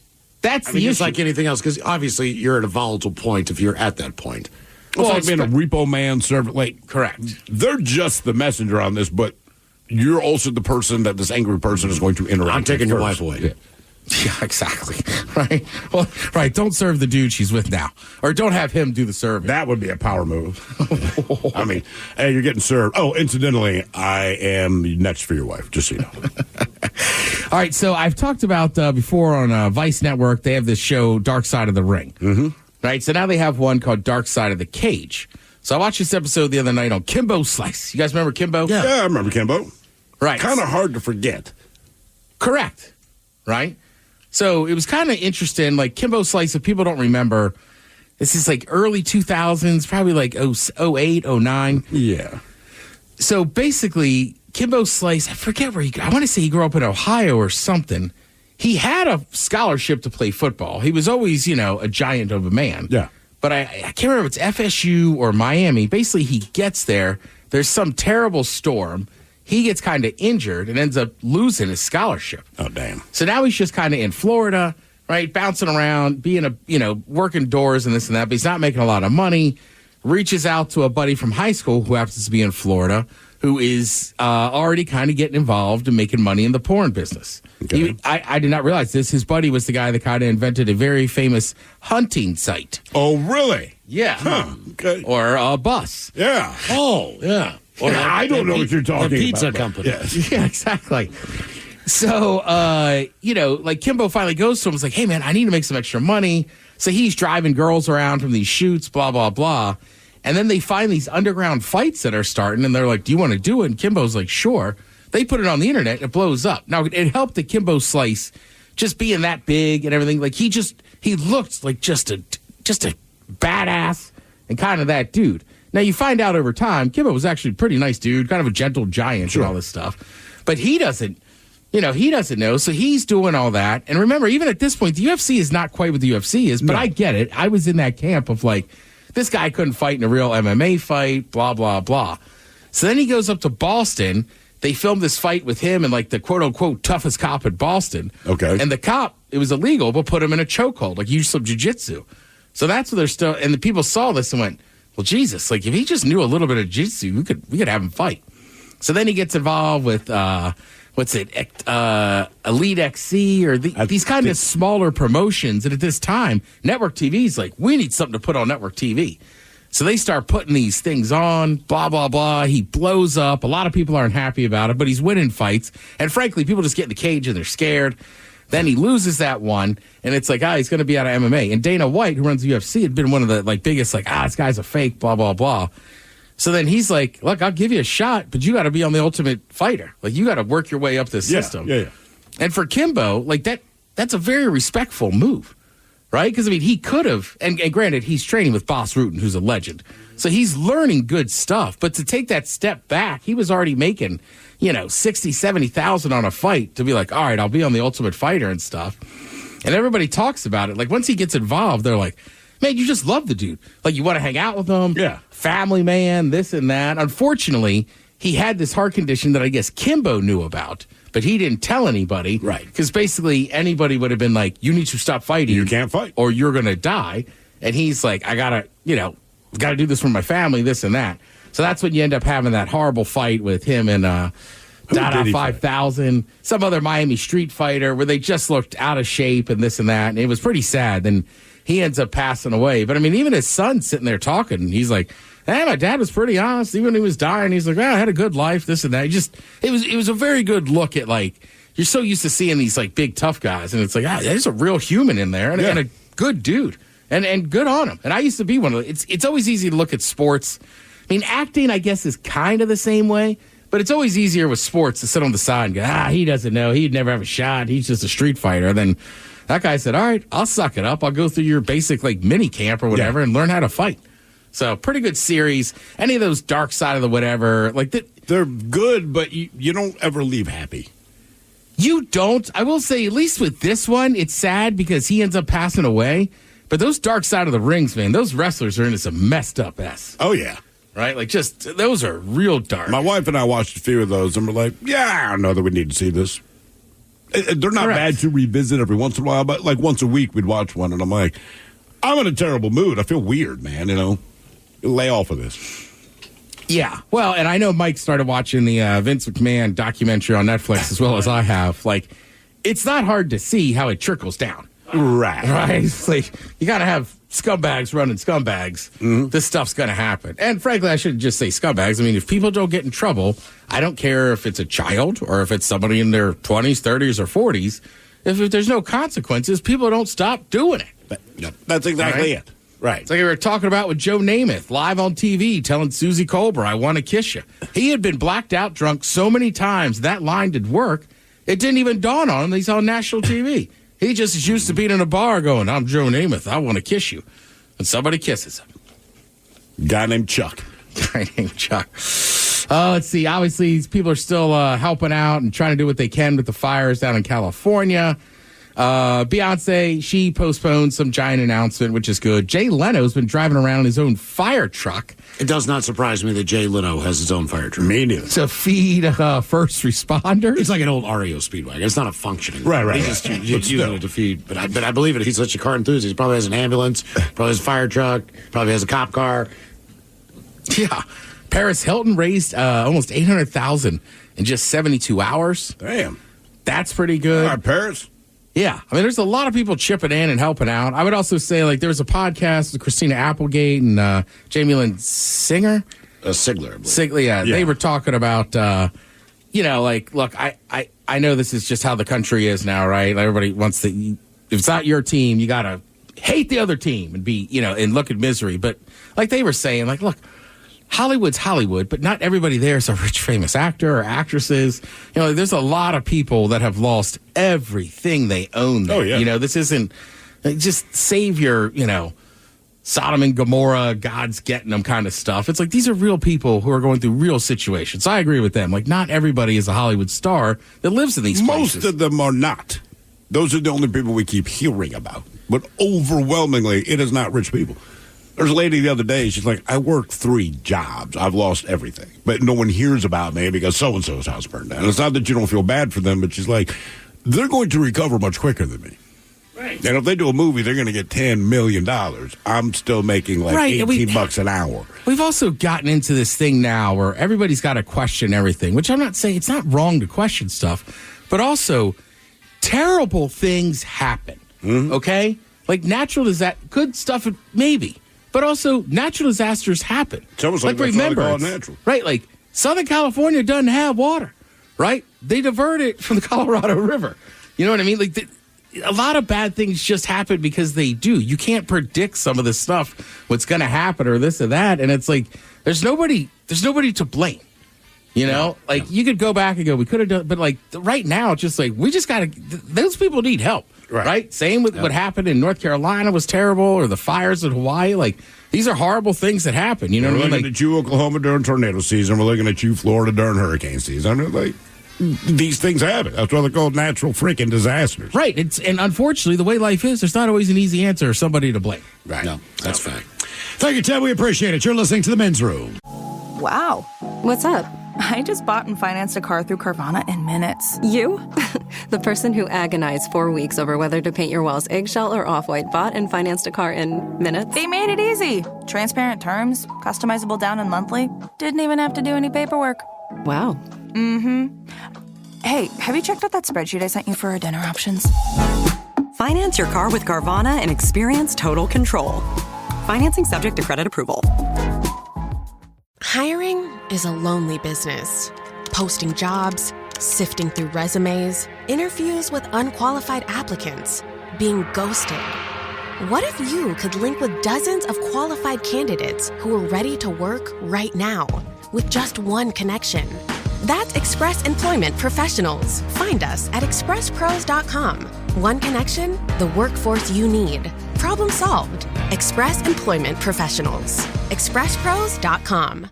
Plug in a Hyundai EV and the extraordinary happens. From the charge time and range in the Ioniq 5 and 6 to the adventurous spirit of the Kona Electric to the 601 horsepower Ioniq 5N. Hyundai EVs make the extraordinary electrifying. There's joy in every journey. EPA estimated 303-mile driving range for 2024 Ioniq 5 SE SEL Limited rear-wheel drive and 361-mile driving range for 2024 Ioniq 6 SE long-range rear-wheel drive with fully charged battery. Actual range may vary. Visit HyundaiUSA.com or call 562-314-4603 for more details.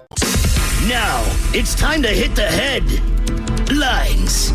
Here's my car. All right, and our tonight's headlines are brought to you by the fine folks at Sports on What? Our top story. We head to the Bay Area where officers responded to a hit and run.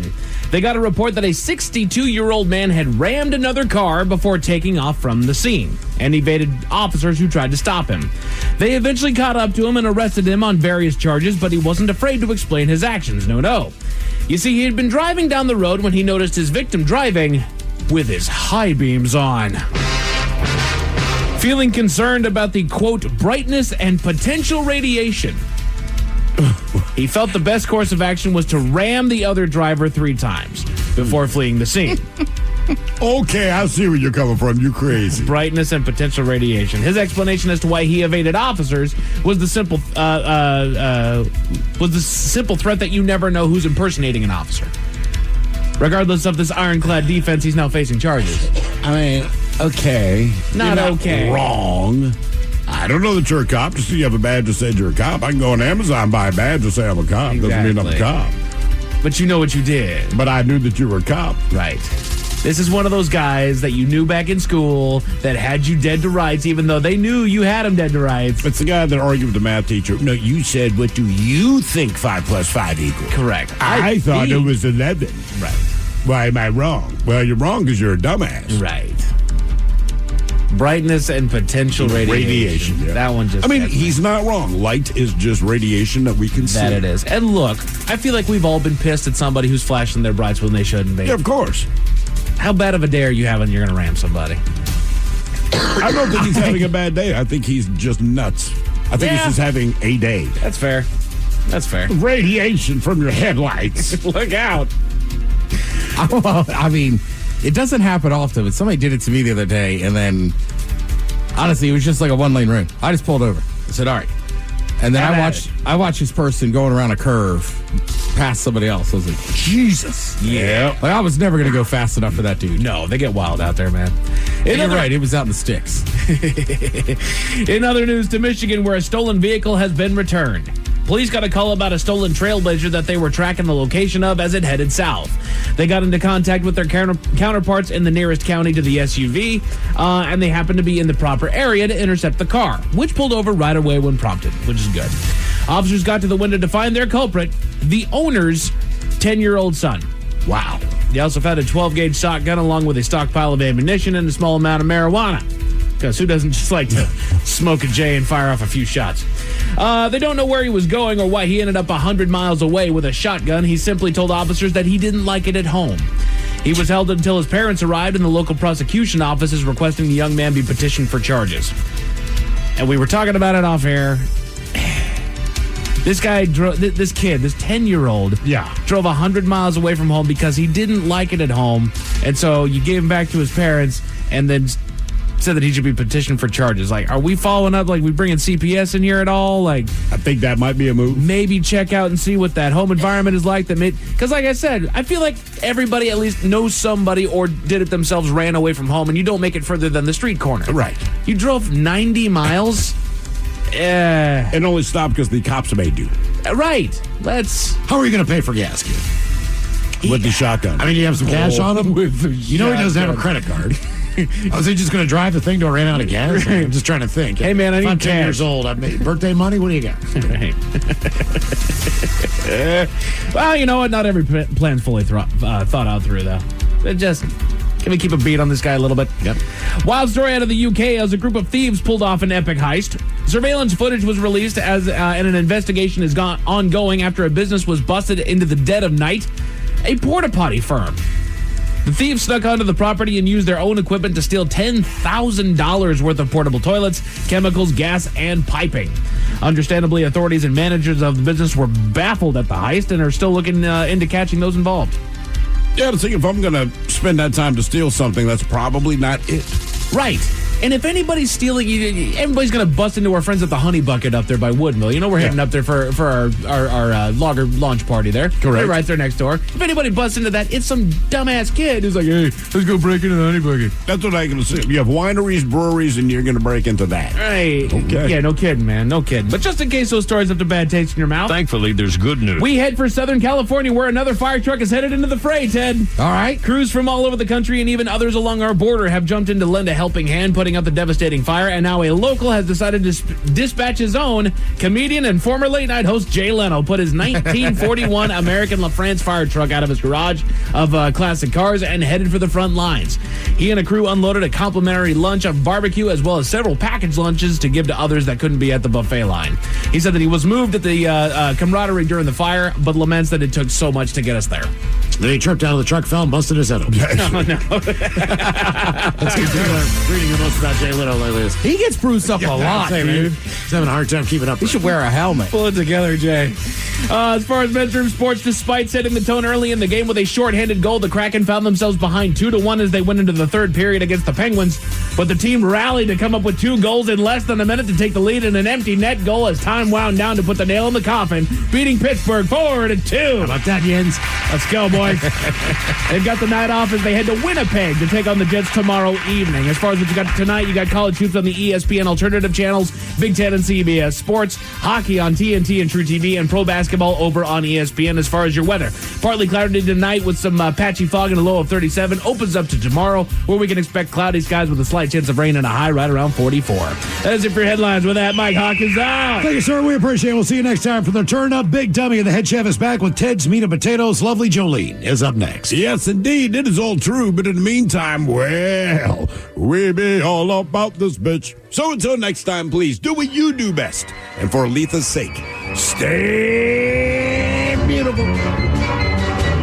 The Men's Room has been taped before a live studio audience. Wardrobe and makeup provided by Mantastic Limited. This has been a presentation of the Men's Room Radio Network. Oh, man! A Double Flush production.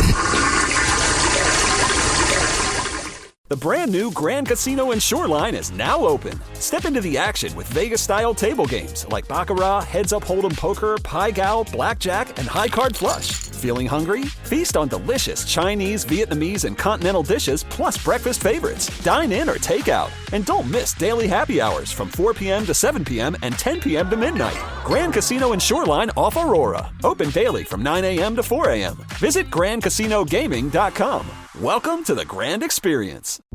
Is your team at work feeling a little disconnected? Maybe the workflow's not flowing? Try Confluence by Atlassian. Confluence is the connected workspace where teams can create, organize, and deliver work like never before. In Confluence, teams can whiteboard their vision for any project, easily create or access the relevant pages and resources they need, and discover important context they might not even know they need. Plus, AI helps teams jumpstart brainstorms, organize information, and connect workflows, so teams can move efficiently and create alignment with ease. In fact, with Confluence, teams can see 5.2% average boost in productivity in 1 year. So if your team lacks confidence, try Confluence, the connected workspace where teams can do it all. Set knowledge free with Confluence. Learn more at Atlassian.com/confluence. That's ATLASSIAN.com/CONFLUENCE. This podcast is brought to you by Kleenex Lotion Tissues. You can't predict sick days, but with Kleenex Lotion Tissues, you can be better prepared for them while helping keep your skin healthy. Whether it's a surprise sneeze or a stuffy nose, it's always good to have something gentle on hand. Kleenex Lotion Tissues moisturize to help prevent skin irritation while you're battling those unwanted cold and flu symptoms. It's extra care when you need it most. I mean, why not have one less thing to worry about when you're not feeling your best? For whatever happens next, grab Kleenex.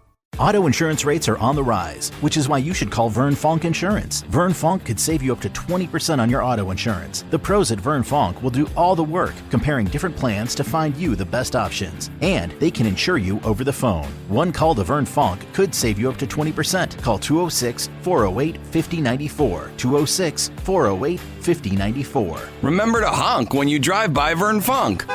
Restrictions apply based on a Q3 2023 study of Vern Fonk insurance customers who reported saving when they switched. License number 1070622. Presented by T-Mobile, the official wireless partner of Odyssey Sports. With an awesome network and great savings, there's never been a better time to join T-Mobile. Visit your neighborhood store to make the switch today.